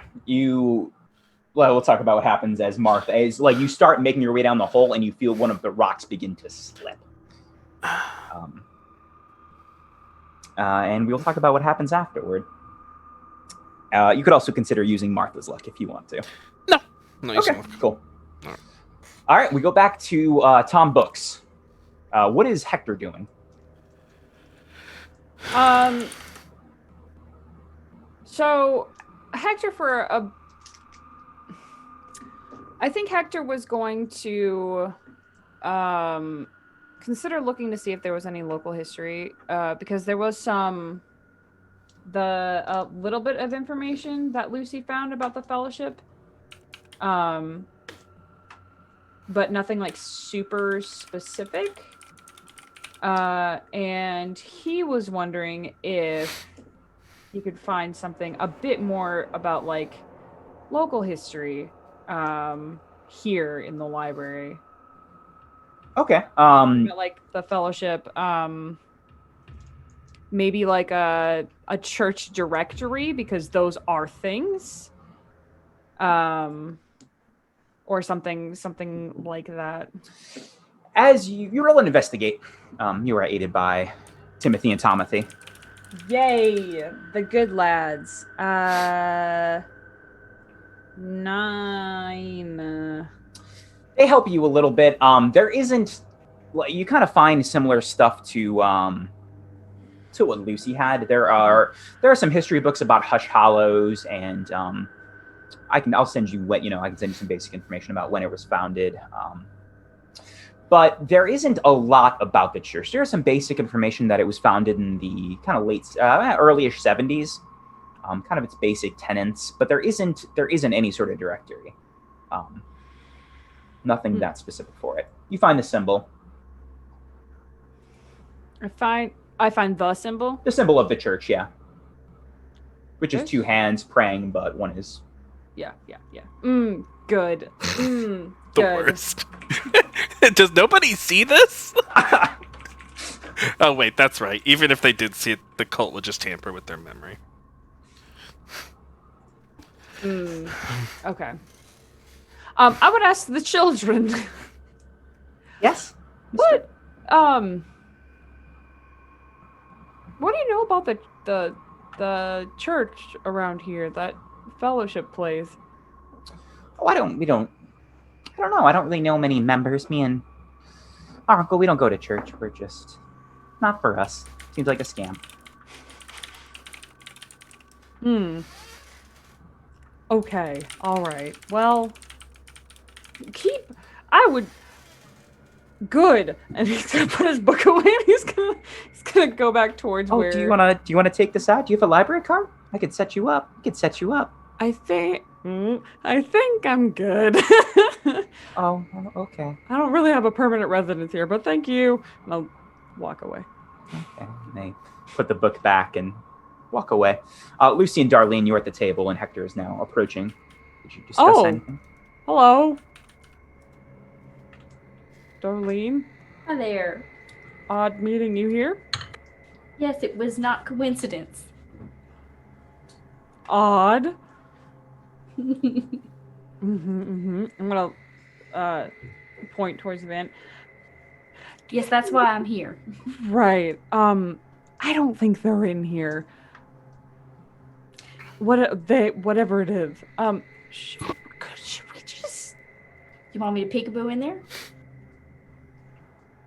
Well, I was thinking we could all go together, so it's.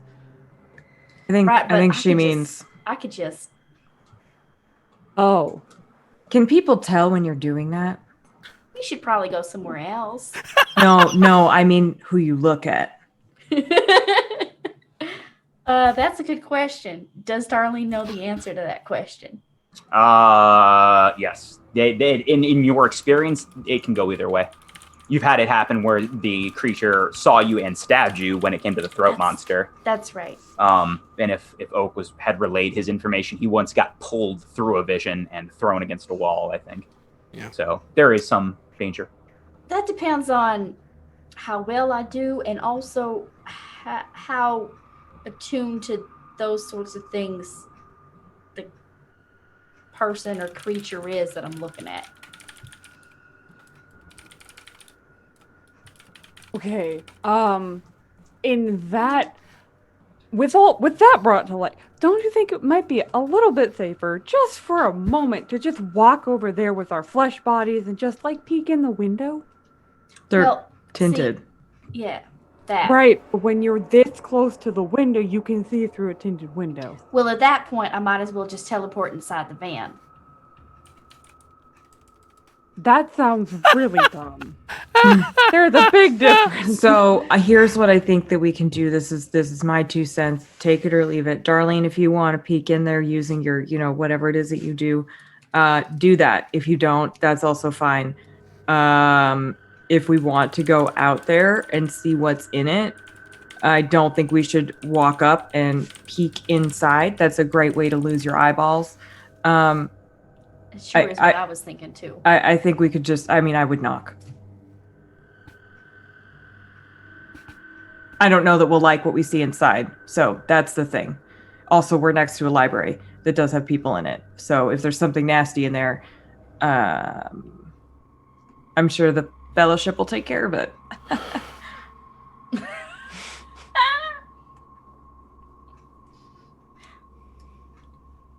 Sorry, what plan are we going with going forward? Exactly, yeah. I'm waiting to see if Darlene wants to look inside, and if she doesn't, Lucy's getting up and walking. I think that if there's actually no one in it, it's probably better to just take a magical peek. Because if people are nearby keeping an eye on it, then walking up to it is a dead giveaway. Yeah, sure. Take your time. This is a fascinating book on the history of hammers. Hammers were created in the olden days. The time before time. It's time immemorial. We've loved hammers as a species. We love banging things together. It's the best stone hammer. I think we're doing really well tonight. A rubber mallet is a new variation of hammer. All right, you are going to use blood magic. Is that what we have come to? Why don't you guys take a second? We'll go to Martha. As always, we use blood magic. We can take a second while you guys discuss this amongst yourselves in text. While Martha, we'll go back to Martha. Descends into hell. And Martha dies. Yeah. Martha, you lose your balance and you feel yourself falling for a long time. As you try to stop yourselves, the walls are slick, just slick, cold mud.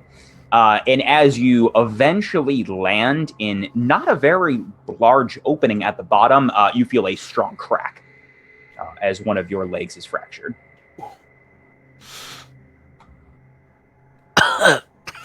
And you take 2 harm. Okay.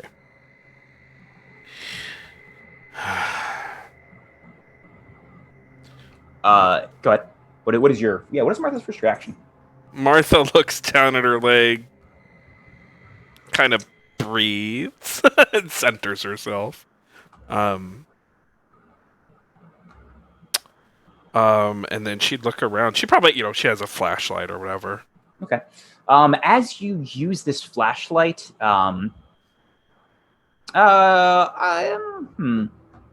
yeah, okay. Use the flashlight and begin to shine it around. And there is a tunnel. You fall down, and there is a tunnel in front of you, and then it splits into about 4 different directions. And as you are kind of as you are standing, you feel your feet begin to sink in a little bit.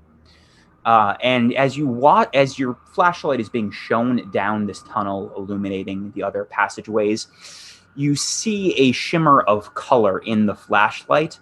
You see it separate into green, red, blue, yellow, and then coalesce back into white. And you see just this trippy sight as the colors separate and reconverge. What the fuck? They separate before they reach the tunnels? Yes. And right at right before the cusp of these tunnels. So there's some kind of barrier or shimmer. there's something. It's interacting with something. Interesting. Okay, cool. I'm really glad I went alone. It's fine.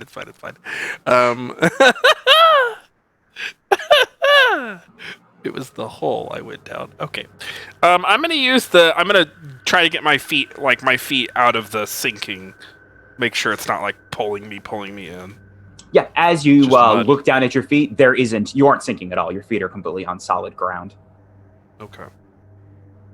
And as soon as you look at it, that sensation kind of fades. Okay, so the sensation was there, now it's gone. Oh, great. All right. I'm going to approach the point at which the light is fracturing off, not, quite touching it. And I'm just going to, can I discern what this is? As you walk up to it, and the light changes and coalesces back into a single light, and you can walk past. There isn't a solid barrier. It's just weird, and things feel weird and strange. And you see fog beginning to rise from the ground and then suck back into nothing. As you look and stay here longer, you find it slightly harder to breathe, and you see the walls beginning to slowly pulse, and then they stop. Okay.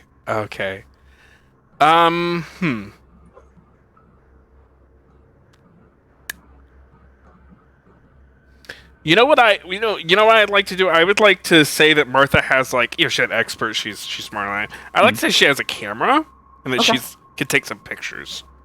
Okay. Yeah, I'd say you could take some. Mundane You have stuff. some. I think you probably have some sort of. You have a bag with you, right? Yep. You would know that Polaroids are generally the best way actually to capture most of these things, or really old cameras. It's exactly what she got because she a rich bitch. Yeah. So you have some Polaroids that you take and wait to develop. I think Martha is like, okay, this is gone. This has gone beyond what I thought, and she's gonna back up and look up at that hole that she's came from. It's about 50 to 60 feet up. It was a pretty far fall. You got lucky by breaking a leg, and not more. She's gonna breathe. And she's gonna take out. She has that one. She's gonna put away the flashlight. She's gonna have that one dagger. Then she's gonna pull out the other one, and she's gonna start trying to climb with the daggers. Yeah. Roll plus tough. I'd like to use. She's gonna channel her inner power that she doesn't quite understand. Okay. 9. Yeah. There is whatever I can look up what the negatives are for that, but you know them. I'll take 1 harm. Yeah. You take 1 more harm, up to 3, as you eventually make your way, panting, but do make your way into the charred remains of this lair. She's just gonna sit at the top of the hole for a beat. She's gonna rest a little bit. Yeah. And just take in what just happened, and then she'll head back, I guess. Fuck. Okay.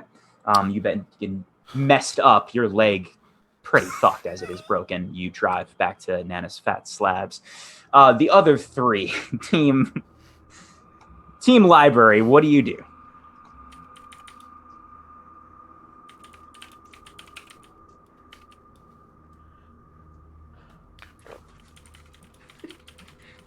Bueller. I think we're planning to kind of go up and take a tap on the car window, see if anyone's home, and pray nothing eats us. I think Darlene is going to stick to the outskirts within teleport range of the van and just kind of watch. Okay, Smart. you can See be if kind anything reacts. Smart. Okay. Yeah. Roll. Everyone roll keep it cool. Oh, fuck. Everyone try to keep it cool. Oh, here we Act under go. pressure or whatever. Yeah. This is how Darlene advances. Oh no! Hey, you did. All right. -1. 8. 12. Ooh, very good. 13! 13 also. Oh, actually, the No last one thing I did advances was today. use magic. So hang on. It's 9. That doesn't do any difference. It's 9. Nice. I just don't have the -1.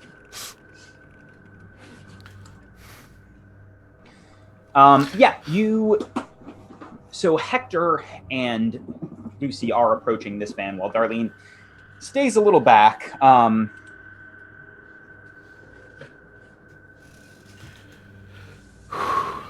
Okay. Mm. Yeah. What? Yeah, you guys approach just fine. What Darlene doesn't notice, but I think you guys do as you begin to approach, is I think Lucy, and maybe Hector too, you see a glint in one of the trees nearby. In the tree? Trees. There's a tree line. You guys are up against the forest. Oh! What kind of glint? Is it yellow? No. So, like Looks metallic. binoculars Oh. or a scope. It's a gun. It maybe the sheen of a glass or metal, I would say. Like a spyglass, like an old-fashioned spyglass. Yeah, or a fucking sword. The tree pirates back again. Yar! The meat tree pirates, excuse me. Yeah. That's right. That's right. The taking tree pirates. Just so that I can visualize it, there's the van, and then in the tree line behind the van, we can see this Or, like, off off in to the the side. distance, like into. It's close to the van. Maybe like the van's parked. There's a little bit of like regular land, grass. Then there's a tree line. You see a slight glint. Is that within 100 feet away from the van? You don't notice it, but yeah, because you did not pass. Oh, that's Got a right. mixed okay. success. Uh, The other I ones will, do. I will, nonchalantly but quietly say to Lucy, did you happen to see that? Yep. Can you do that thing where you can't be seen? Well, I can be seen. Well, I can just walk never through mind. stuff. Oh, well, never mind.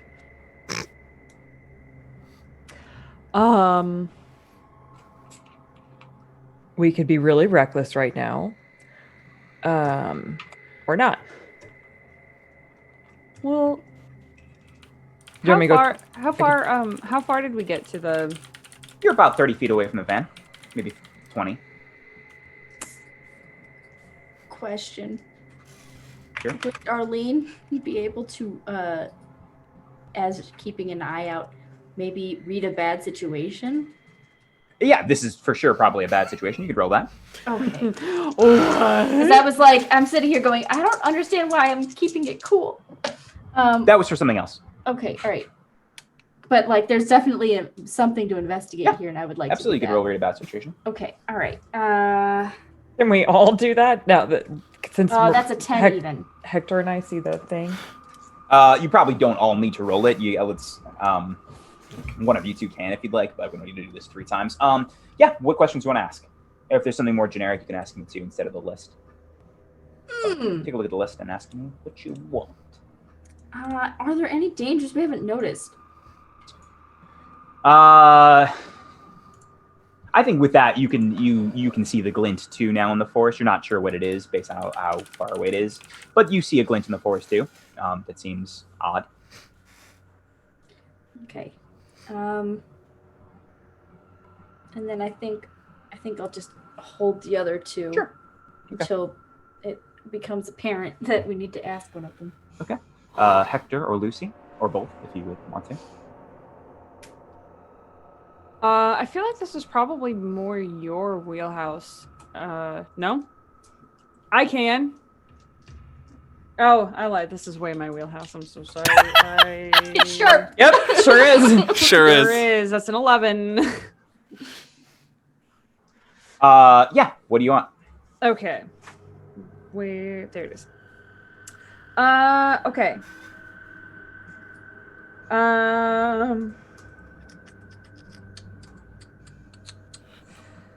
Are there any dangers we haven't noticed?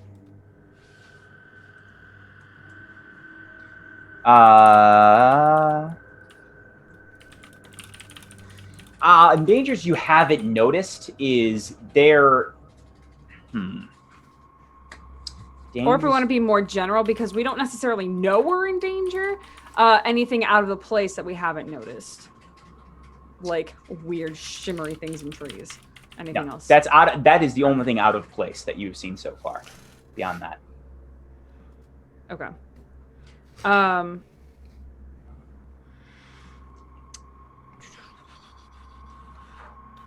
What?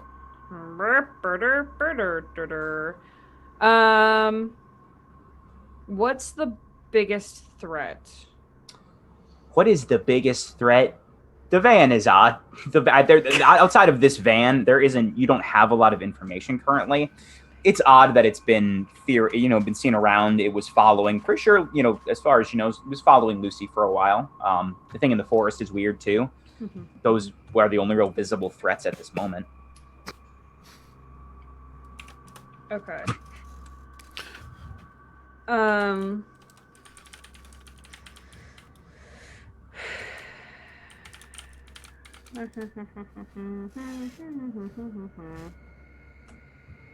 Are these things that I can hold on to, or? Yeah, you can hold on to it. I'll hold on to the last one. For now.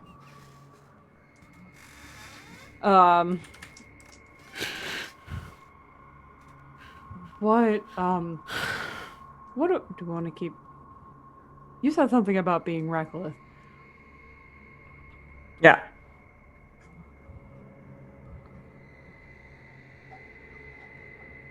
We're already here. Cool. She's just gonna keep walking towards the van. Okay. You are about 5 feet away. You're all up on it. Darlene, do you do anything with your information? You can act probably one more time before they do whatever they're doing with this van. I'd like to make sure I'm within 100 feet of whatever that glint was. Yeah, you can position yourself. You're not too far away. You can position yourself a little bit closer just so you can be within 100 feet of the van and this shimmer. That is possible. You can position yourself easily enough.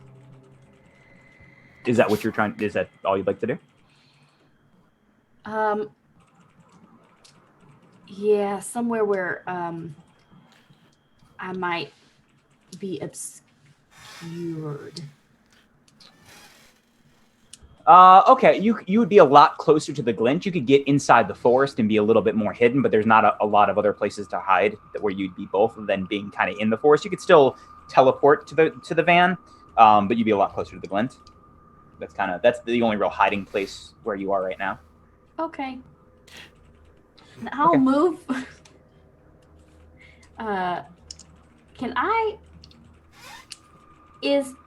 Would I be able to move, but like telekinetically keep myself just above the ground, so it looks like I'm walking, but I am not actually stepping on twigs and leaves and such? Sure. Yeah. Roll use magic. Fuck. Or use the Okay. telekinesis. Your rote. 13. Yeah, you can pick the effects you want for your telekinesis. So I have complete control and mastery over my movements. you That's float- the most important You one float. right now. Your eyes are still, pure white but you're still just floating above the air and heading into the forest line. So it looks to anyone else like I'm walking, but Yeah, as long as they're not staring in your eyes, sure. Yep. And you make your way to the forest.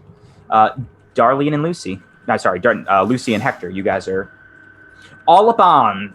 What do you Note do? to self, get sunglasses. Is the glint in the trees gone? Nope. Oh, we still see it. Yep. How far away is it from the van? Less than 100 feet, according to what I said. So probably like 50, 40. Get a map out. Where's my tactical map? Right. Where's the tactical gridded map? 5 grids away. Is by the direction we are approaching the van, is Yes. the van between us and where this shiny bit is? The van would be kind of here. You guys are walking up to it. The glint is kind of in the forest line this way. So you're heading. So we basically have to go like to the other side or to the Yeah. back of the van. Okay. Yeah, so kind of like you'd have to walk through the grass to the forest. Okay. Keeper, I have a Yes. question. Sorry. Sure. I have this move, the woman with the plan that I took. And so at the beginning of each mystery, I roll sharp, and then I can Okay. hold. Mhm. I was wondering if that applies here now that I've kind of somewhat concluded the last mystery. Sure, you could roll that. Let me double check it. Man, It could blow one back with on one. me, which is fun. Yeah, you could roll it for This sure. time? Here goes nothing. So here's what you asked a question. That's your first mistake. I missed, so you get a hold, and you could put me in a bad situation. The worst place, unprepared and unready. Oh, good. That would have been so much better about 5 minutes ago, but it's fine. Would have been a serious rap on Martha, but it's fine. We're still good. Yeah. Okay. You did somewhere while driving. Martha thinks about something bad that's going to happen one day. Yeah. Yes. So you guys begin approaching the van or walk the other way if that's your plan. I think Hector would still want to approach the van, but try to walk to where there's more van between him / them. Not sure what Lucy is doing. Trying to get so that there's more van between him and whatever this thing is in the tree. Okay. Does that make sense? Sure. Kind of like walk around it slightly. Yeah. Do you want to try to look at it? I mean, you could try to roll something to look at it now that if you want to get close enough. Yes, I think Hector's going to focus on whatever's in the tree, assuming that Lucy's going to try to do something with the van. Okay. Unless, Lucy, are you making any motions to go tree or van? I am standing in between them.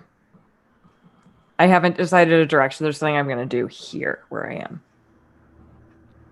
I will wait to see what Lucy does.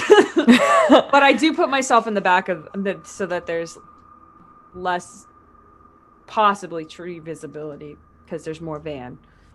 As you guys are walking up and Lucy is debating what to do, the van starts. Oh. Good.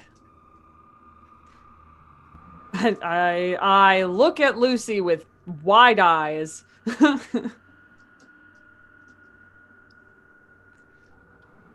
I could do something really stupid here, and I don't know if it Oh, would could work. I? You could. I sure could also.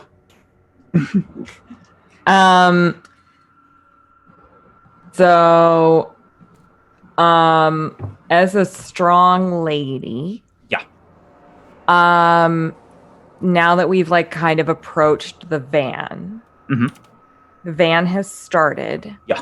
If the van wanted to leave, would it drive forward or backwards? It has a little bit of room to maneuver because it's an empty parking lot, but it can't go. Going forward, me jumping a curb and going into the grass, which is possible, but backing up would probably make the most sense. Or pulling sideways. I'm behind the car.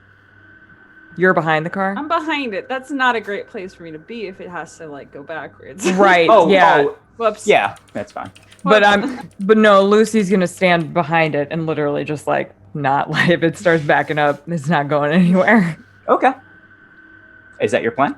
That was it now, but what I wanted to do was take a moment and try to whatever she saw, whatever this new thing where she can see spirits or whatever she thinks it is or in the area, she wants to take a moment and see if she can do that. Not for the van necessarily, but if there's literally anything in the area at all, even if it's not connected to this. Okay. Yeah. Roll for it. And Lucy, Darlene, let me know if you're doing anything too as you see this van start. I'm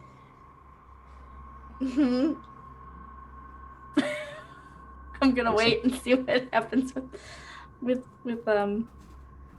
Emma's roll. Yeah, 15. Very. That's very good. So on a 15, you still see Hector's kind of messed up aura. What you would take note of is as you kind of look around, there isn't anything in the vicinity that you can tell. What you notice is the van is a black hole. You cannot see the van or anything past it. It is a mark that is just gone from this vision. It just is not in your vision at all as you do this. Oh, that's fucking bad. Okay. Does Lucy know what that means? Nope. You've had this vision for 2 days and this doesn't seem familiar. So when you say it's a black hole, is it literally a black hole? No, it's a black mark. Wherever that van is, there's nothing. There's just because I imagine when you go into your sight, your optics change a little bit. You can see, the glow of Darlene's magic as she's hovering too. You can see the aura of Hector. And you can still see the natural sights of the tree, the buildings, but there is just nothing where this van is. It is just a black splotch. Oh my gods. Okay, that sets off like a lot of different red flags in Lucy's brain. So she is going to look over at Hector. I think when she's kind of doing this now, like I don't know that anybody could tell that she's doing it. Okay. But she's gonna look over at Hector and say, "We need to go. We shouldn't be here. I don't like that we're here right now. This is bad. This is so bad. This is bad on levels that I don't understand. I don't want to be here. We have to go. We can't do this. I don't like this." Okay. I will try to sneak a peek in the window. Darlene is going to As try I to leave. telekinetically lower the window in the driver's seat. Oh my god, yo. Interesting. Yeah, roll. You both can roll. So that she can see into it. At some point, you're going to have to go into the van. At some point, we will make it right into now, the van. confront by- the- I can't teleport into the van I can't see into, so this is step one of me doing something really stupid. That is cocked. Okay, well. Is this investigate? This would be investigate for you. 8. You got an 8? Mm-hmm. 11. Okay. We will talk about what happens. What happens is as you reach out, you fall to the ground. You can't telekinetically do two things. Once you kind of gently lower to the ground and begin to focus your telekinesis on the on this window, which feels harder to grab than you would think, as this is just a mechanical thing and not too far away, but you feel yourself fighting and pushing into it. Your eyes still glowing, the leaves just kind of spreading around you as you do this. And you lower it a peak. Hector, you have one question to investigate a mystery. You can make one up to. What do you want to ask me? As there's a brief vision here.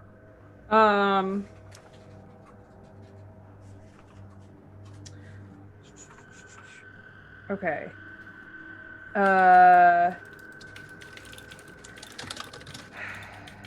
What is being concealed here? Yeah, I think. Yeah, so here's what you get in this moment as Lucy is kind of panicking, and it's opened maybe 3 inches. This window, and as you are trying to peer in, as this thing is slowly like being lower, but it's not a clean like someone hit the button. It is stilted as it's lowering.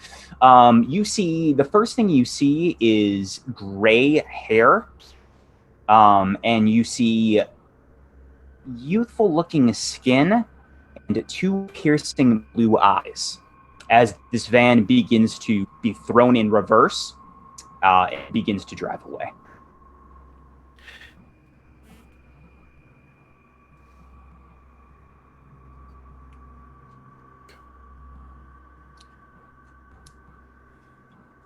Can I? I was holding 2. You are very far away. You can try to ask something, but it once again limited because of your vision. You could try.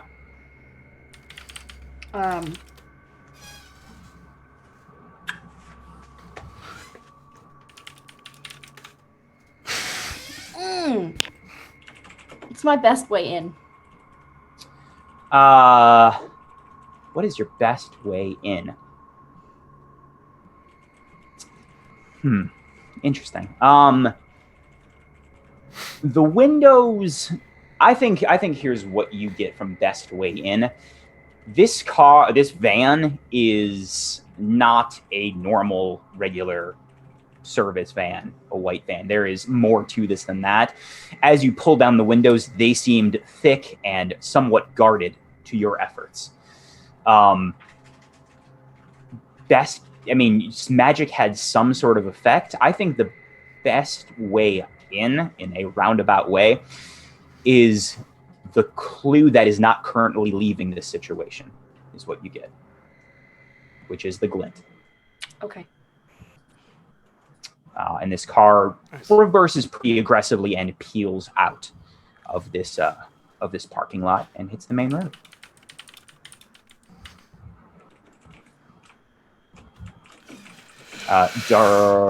Lucy and Hector, what do you do?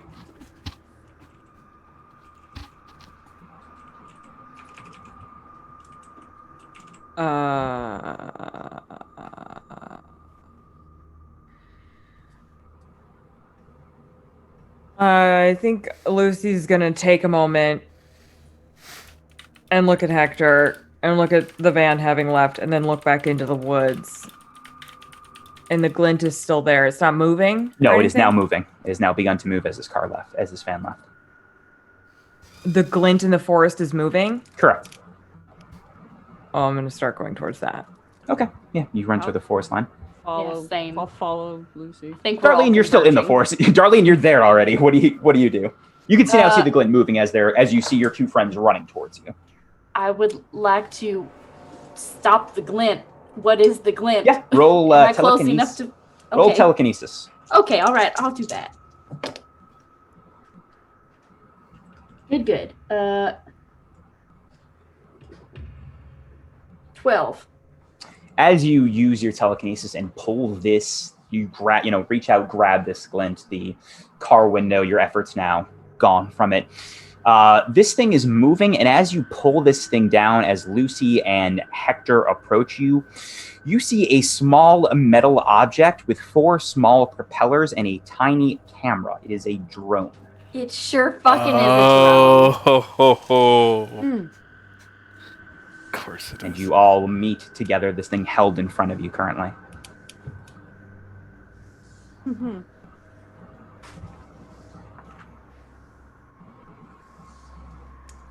I would like to try to speak telepathically to my compatriots.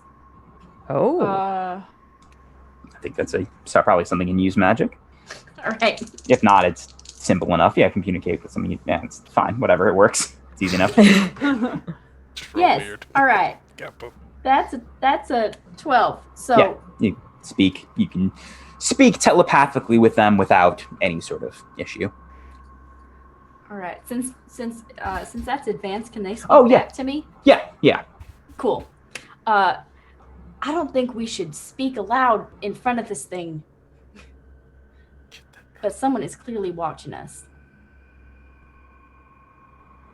Matthew, you're muted. I was talking to myself. Oh, okay. Sorry. So just think back at me and I'll hear it. We can hear. I think.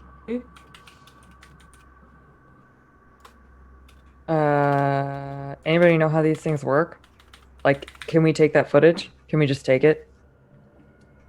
Or is it going somewhere? I mean, I don't know. I, think I mean- it's probably going somewhere. That's good. can That's take a- that's bad, actually. look, I could. He just kind of holds his hands out for it. Is it like, or is it like? About this big. Hector, you got some electrical tape on you? No. Heck, Darlene, do you drop the telekinesis at all? Or are you holding this thing in kind of a bubble? I want to be holding it, yeah. Okay, well, I'll walk up to it then. I didn't realize it was floating. I missed that. Yeah, it's held in a telekinetic bubble currently. Okay. I will walk up to it. I want to kind of give it a look over, see if Kind of you're looking inside. You're kind of looking around the bubble. Yeah. Yeah, roll investigate.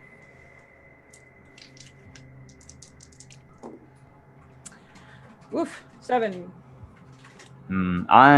So here's what's going to happen on this 7.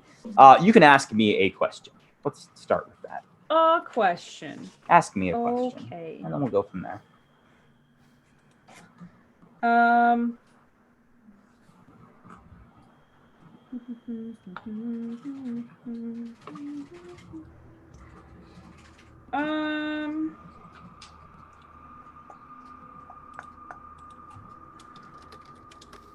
It could be generic if you want to ask me a generic one.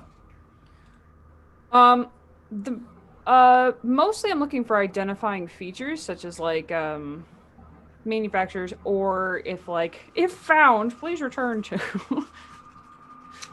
Here's what you find from with the 7 looking at it. What stands out is there are no defining features. It is sheer clean metal, propellers, camera. There is nothing that denotes this from being made anywhere. Also on your 7, as you were looking through it, you hear a hum beginning to grow from this thing. And the propellers have stopped entirely. Forgetting that I could talk with my brain, I say with my voice, "That's probably not good." And we'll step back from it. Others?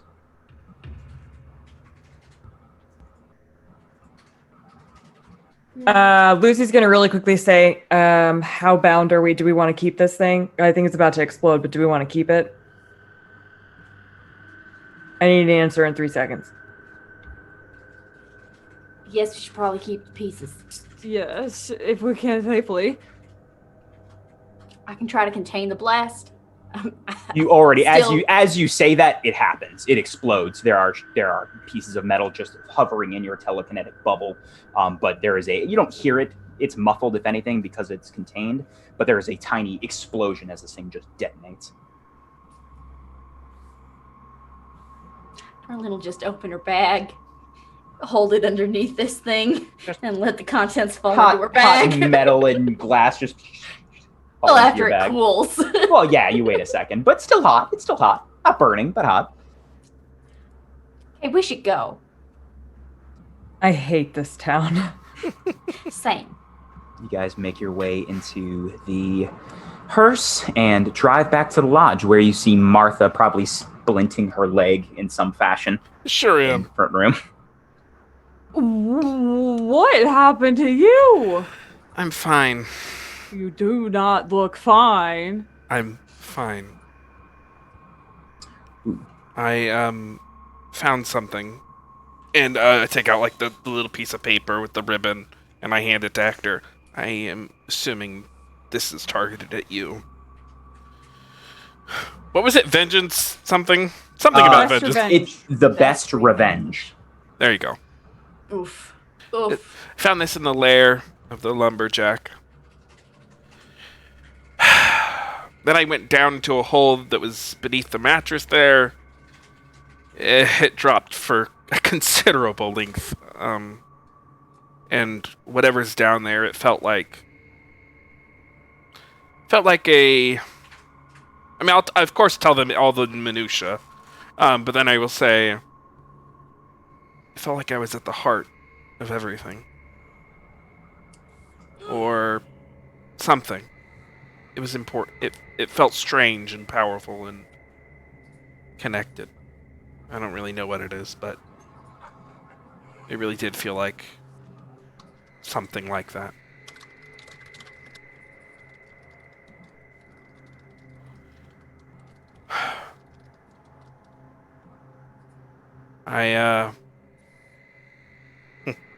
And I'll lay down the golden thing with the fucking arrowhead and the 3 prongs. I also found this.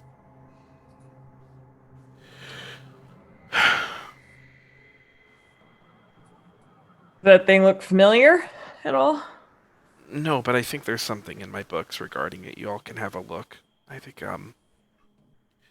that's it for me. I came here to do what I was asked to do. Wait, what? Are you what? This isn't my town. This isn't my life. Oak won't want me here for much longer. Things between me and him aren't... They're getting better, but they're not ideal. I really need to get back to my own journey, my own life.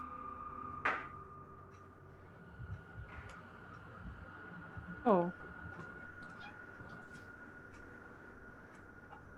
You look like you've all been through it today as well.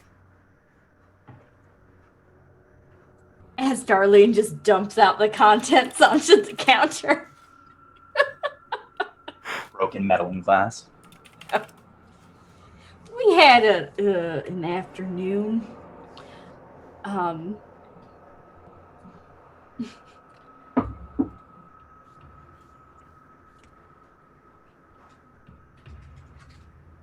Do you want some help with your leg?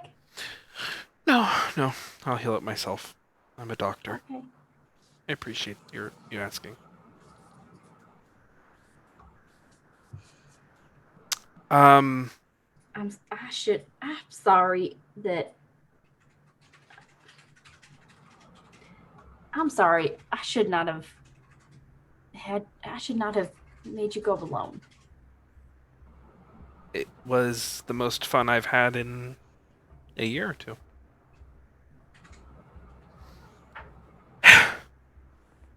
Darlene, I'm 65. I had a wonderful childhood. I became a doctor. I taught at the University of Chicago. I've buried my husband. I have kids. I have grandkids. I don't have a death wish, but I'm not afraid to die hunting monsters and investigating the mysteries of the world.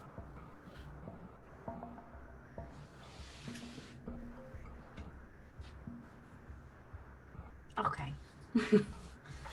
Well, thank you again for all of your help, and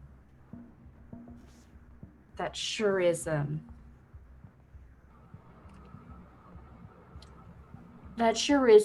lot of information that also creates a lot of questions. I know. I wish I had answers.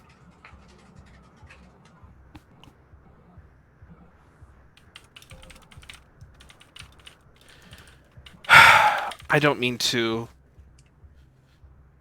tell you everything at once, but me going down into that hole really told me that it's my time to leave. I think I've overstayed my welcome. I want to say that it was absolutely wonderful to meet you all, and I really feel like Oak is in good hands.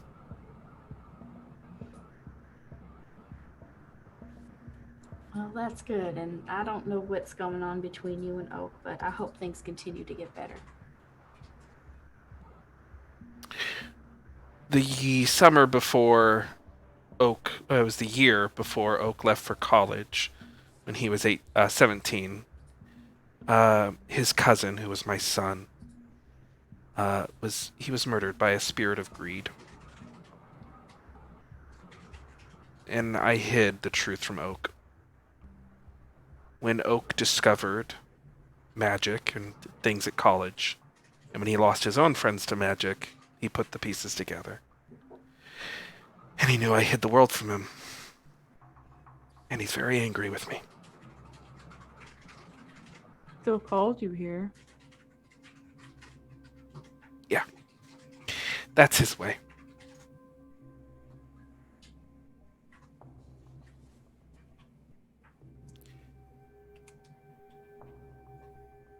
Well, I'm happy you answered his call. I'm happy I came.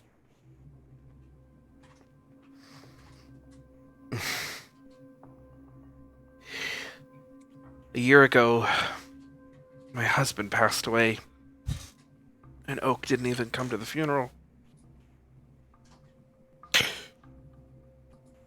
I thought how angry he must have been. He didn't even come to his own uncle's funeral.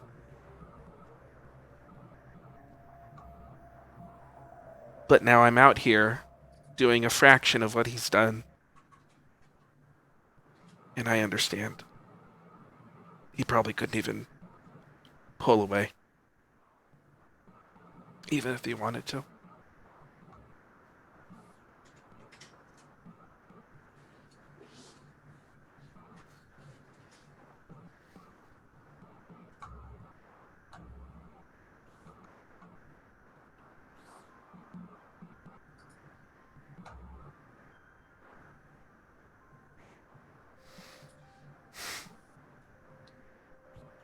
I'm very sorry for your loss and for the pain that you've endured.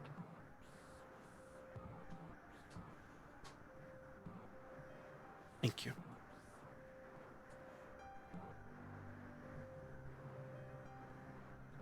But I'm glad that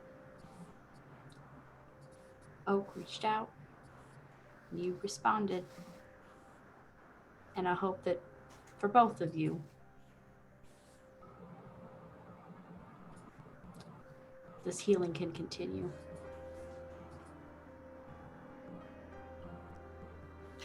I have every confidence it will. We get really bad phone service out here, though, so don't be offended if you try to call and he can't answer. I mean, it's really weird out here. Like internet, phone, it just don't work. Yes. But then again, Oak can bend the forces of reality to his will, so I imagine if he wanted to send me a message, he would.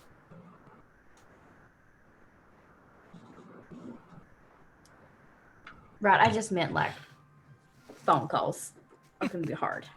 But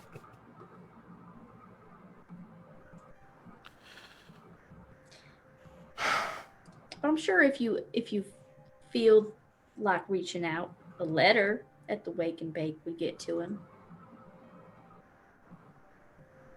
I've sent several. Oh, well.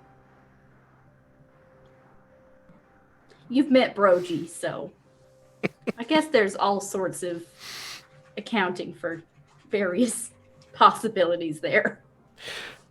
It's okay. Oak can be angry. He has a right to be. And I have a right to have my own feelings. I wish it hadn't taken. I wish it hadn't taken this long, but I think he and I will reconcile someday.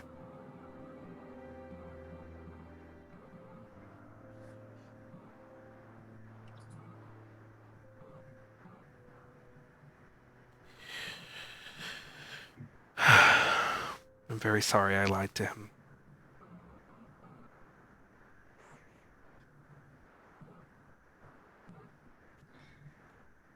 Do you mind if I ask why you did?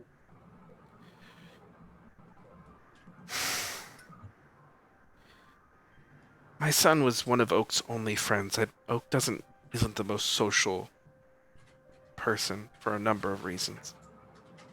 And it was all,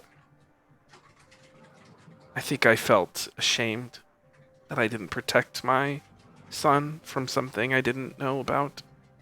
I felt ashamed because I wasn't prepared. And that I didn't protect my son. And so I couldn't face Oak. My son was like Oak's tether. It was like his security blanket, and I just couldn't. At the time, I couldn't tell Oak that I failed in that way.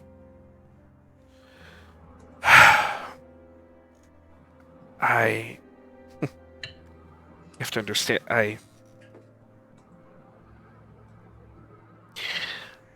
doctors are prone to having God complexes.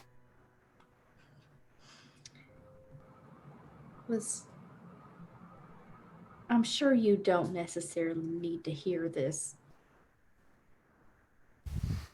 but you can't be responsible for things you don't understand in that way. It's not your fault you didn't know about what was going on. Even when we do have information, doesn't always mean we can do something about what's going to happen. I know. But I still feel. It's understandable. Is that why you research monsters now? Yes.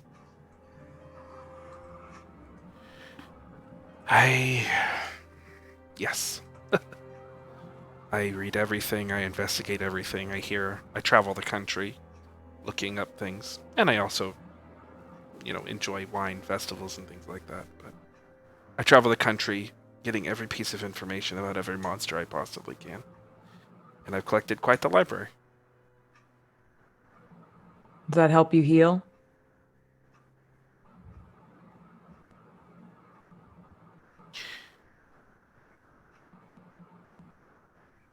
Yeah. But not in the way you'd expect. The knowledge might be therapeutic, but it's really things like this, days like this, where I meet people.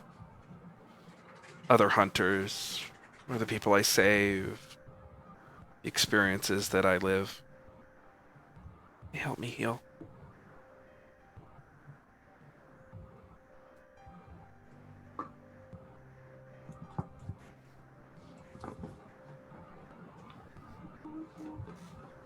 Well, I'm glad that we were able to be part of that. I'm glad to.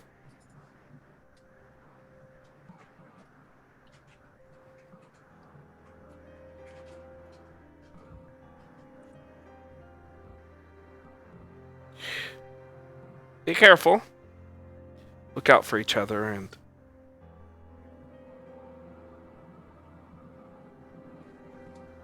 well, that's about all I can say.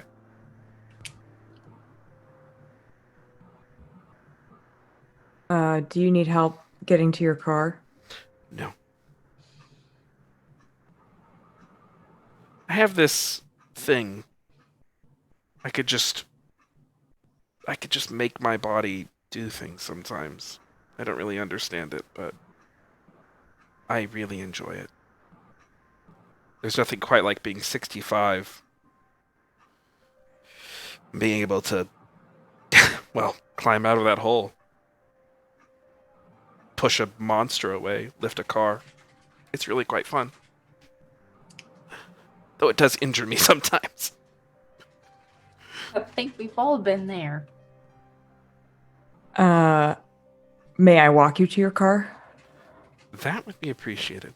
I'm going to leave my books with you all. The ones that I brought should help. Thank you. If you're ever in Chicago, in Hyde Park, I have a lovely house there. You're welcome to stay. Keep that in mind. Okay. Goodbye. Lucy will, once Martha is at her car and we're outside,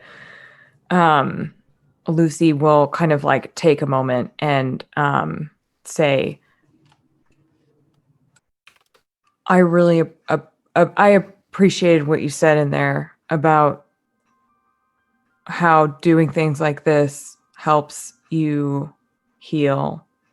I think that I was angry for a really long time, and I was so angry I didn't remember anything else. And I think that being here has helped, but I'm only making that connection now because I don't understand any of this anymore.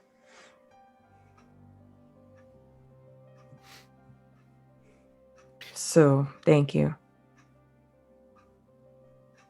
I'm assuming Ook. Ook.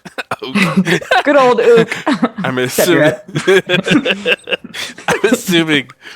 assuming Oak has already told you to fake it until you make it with your feelings. Yeah.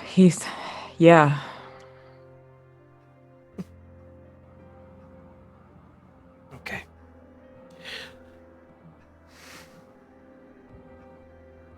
You'll be okay, Lucy.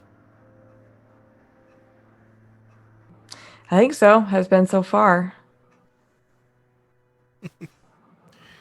You're powerful, smart, capable. And you care about others. The rest is just... well, it's the messy parts of life.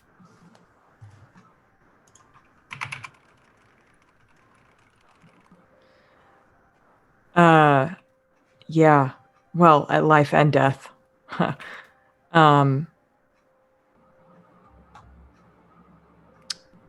Anyway, thank you. It was truly lovely meeting you, and it has truly been lovely knowing Oak. So, I hope you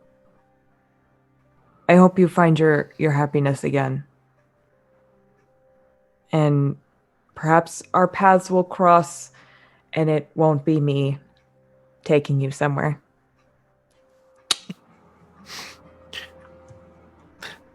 I may never find my happiness again.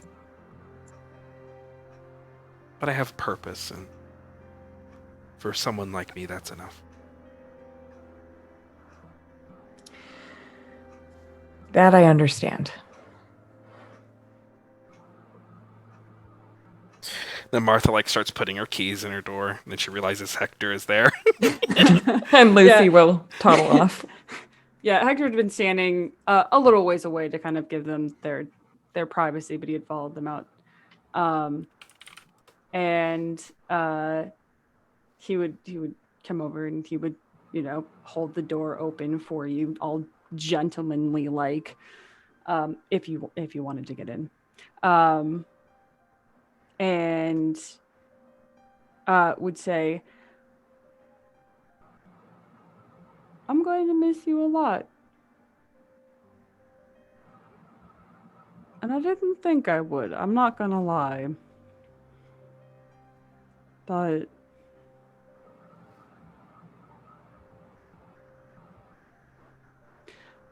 so far, you're the only person who's actually made things make sense. And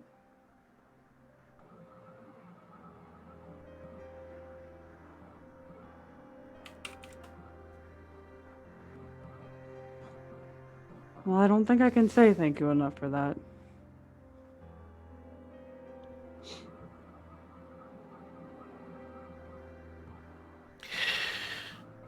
I'm glad I could help. I'm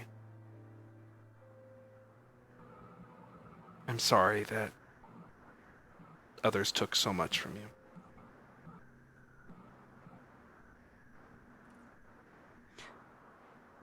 We're kind of alike in that way, aren't we?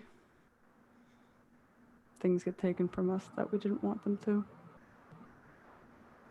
But it wasn't our fault.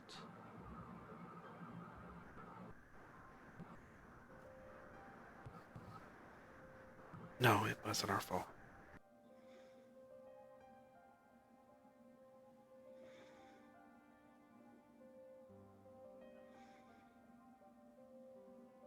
Take care of yourself, Martha. Really, though. I'm sure your leg will be fine.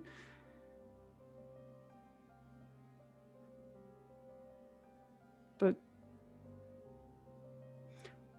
I am a prime example of letting guilt eat away at you.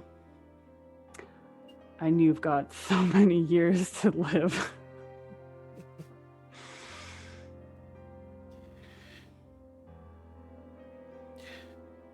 Let's both agree to not hold on to those things that we lost so hard that we let the rest of our lives slip through our fingers. Because we have a lot of years left.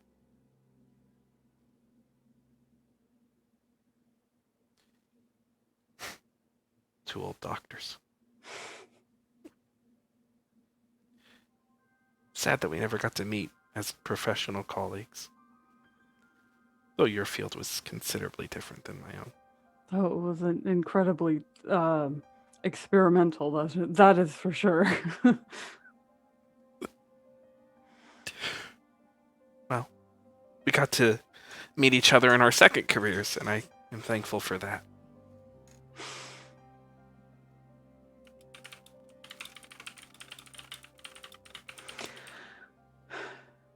Well, if you happen to, in your travels, write to Oak, and it happens to also get to me, I wouldn't mind terribly.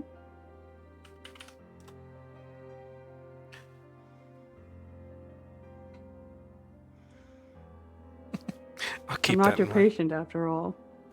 No. You're just another hunter. You're just another doctor. I will write you a letter. Thank you.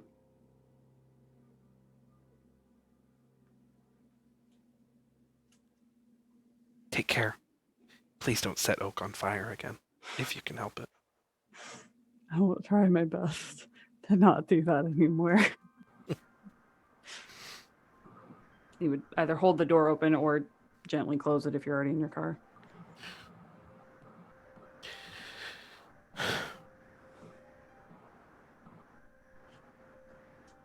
Martha turns on the car and begins to pull out of Nana's fat slabs as Lucy is inside, Hector is outside, or walking inside, Darlene inside.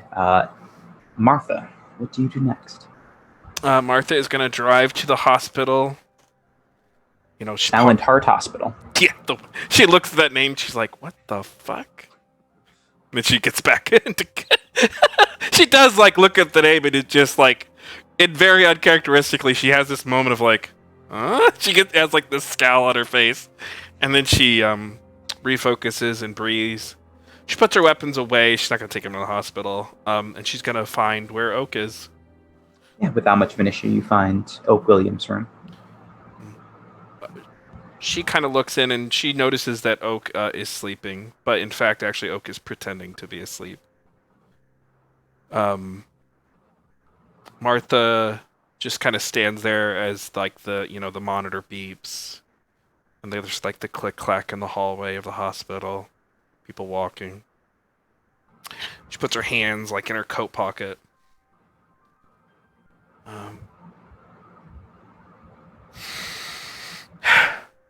I am sorry. I did do everything I could.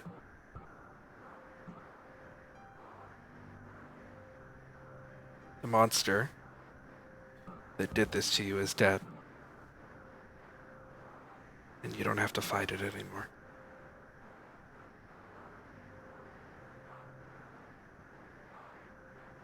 Please remember that you lost a cousin. And I lost a son.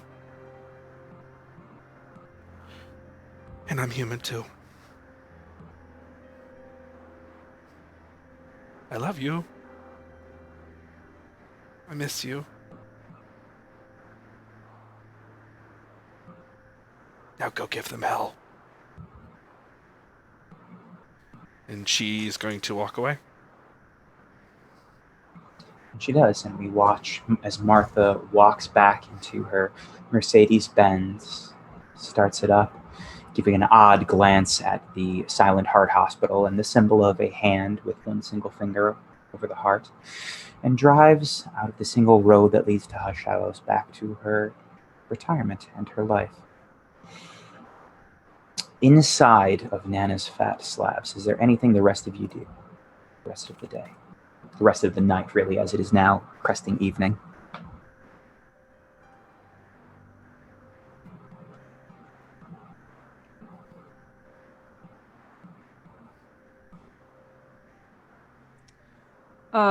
I think Hector would walk inside almost immediately after like Martha's car drove away and get the little weird thing and the piece of paper and just immediately start getting to work to distract him from just sitting and sulking.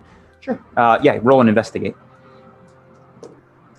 Oh no. Well, it's a 5. That's fine. So here's what happens. You don't. It is still a failure, and you still get to mark that experience as you head down into the lab or into the library now. Supported by Martha's books, and you do find an entry. Not after very long, but while you are kind of in your hurry and your daze, you do nick your finger on one of the blades. And this is the entry you find. That's not good. Oh. Okay. I'm just gonna copy and paste that into the Discord. That's fine. I was gonna put it into the stream, and then it also just. I could also read it out loud if you would like. That's The fine. object is called a Telmorian spirit driver. It's an artifact of the Telmora clan of demons. The religious application and history can be found in Langhart's Anthrodemonology, Volume 4. In practical use, the driver will shunt the soul of a being into a different body, if proper rituals and methods are followed. The souls will cohabitate this new form and be able to communicate freely. And that is the entry you find as you look over this object.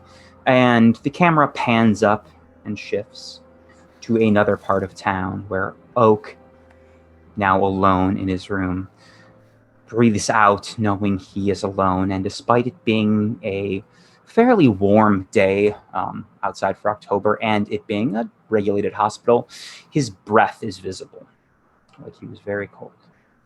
And the camera shifts once again to a different part of Hallows, and we see a screen. And we see Darlene's face through a fisheye lens as she's focusing her magics to hold something in place. And we hear fingers slowly tapping on metal. And that's where we'll end tonight. Thank you for joining us for this extra long episode of Hallows, a Monster of the Week story. Everyone go ahead and say your name, where we can find you, and your favorite moment. We will start with Lucy. Hello, everyone. My name is Emma, and you can find me at MK Hansen on Twitter. And you can find me here. You can also find me over at Mythos Mystery Society on Sunday, where we start our cyberpunk campaign with Maria and Ty and several others. Join us. It's going to be fun. I have no idea what time it's happening. I know it's Sunday late, 10 Eastern. You can also find me here Friday, where I co-GM a game of Heart with Alexis. It will be our finale. Maria is also in that. We'll be wrapping up a 3-part journey of witches who are working together to survive a very grim and dark world. And my favorite moment from this evening, it was all of Lucy's conversations with Martha. Those were all awesome. I really enjoyed those a lot. Thank you for bringing Martha here, Matthew. She's a delight.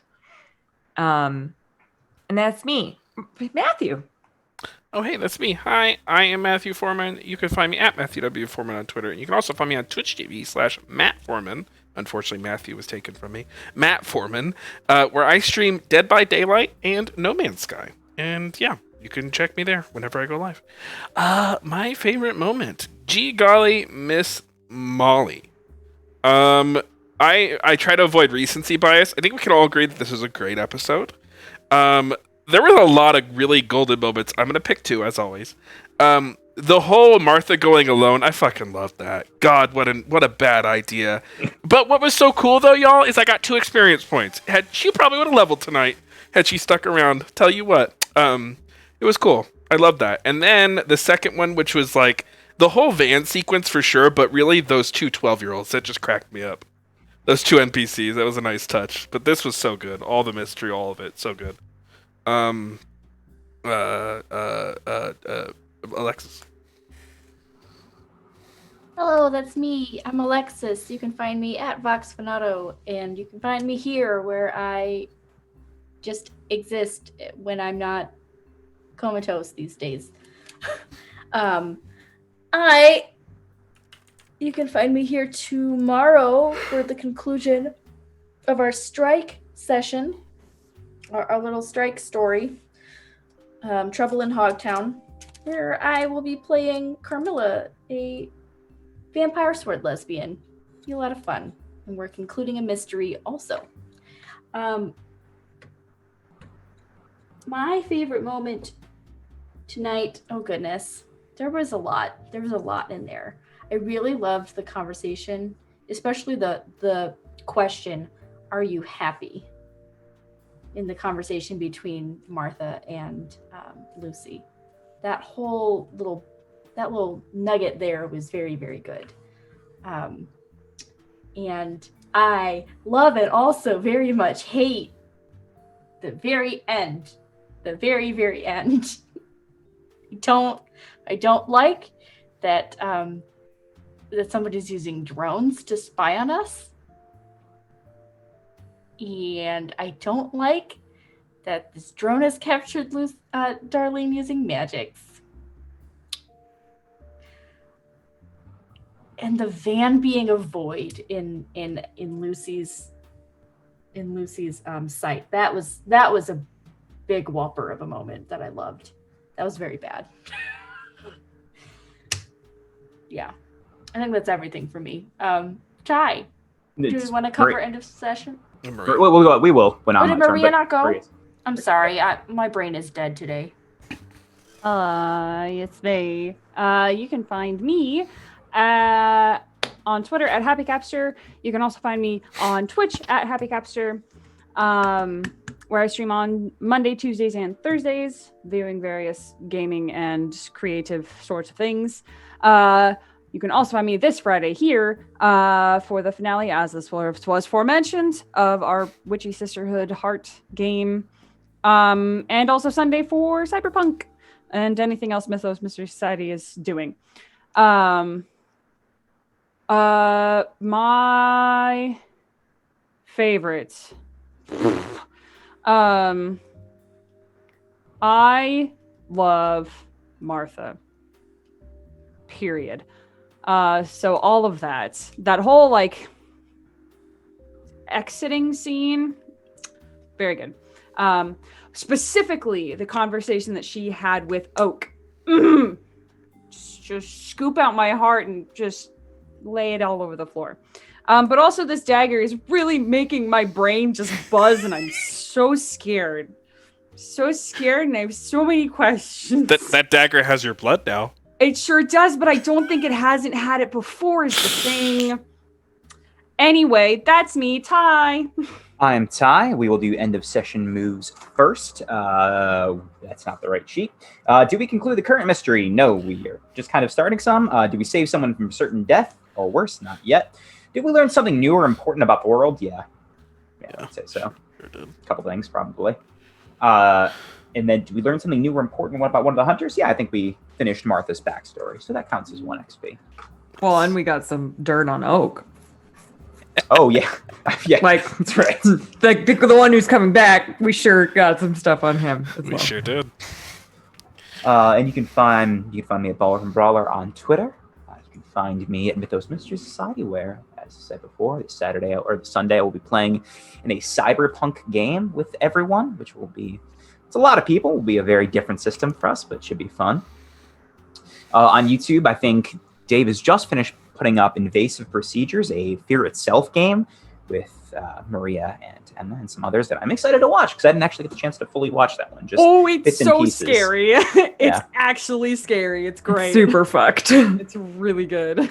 And my favorite moment from this evening, there were a couple. Martha was a great character, great addition to the cast for this guest stint, and I loved her going down alone, and the trials and tribulations of that was a lot of fun.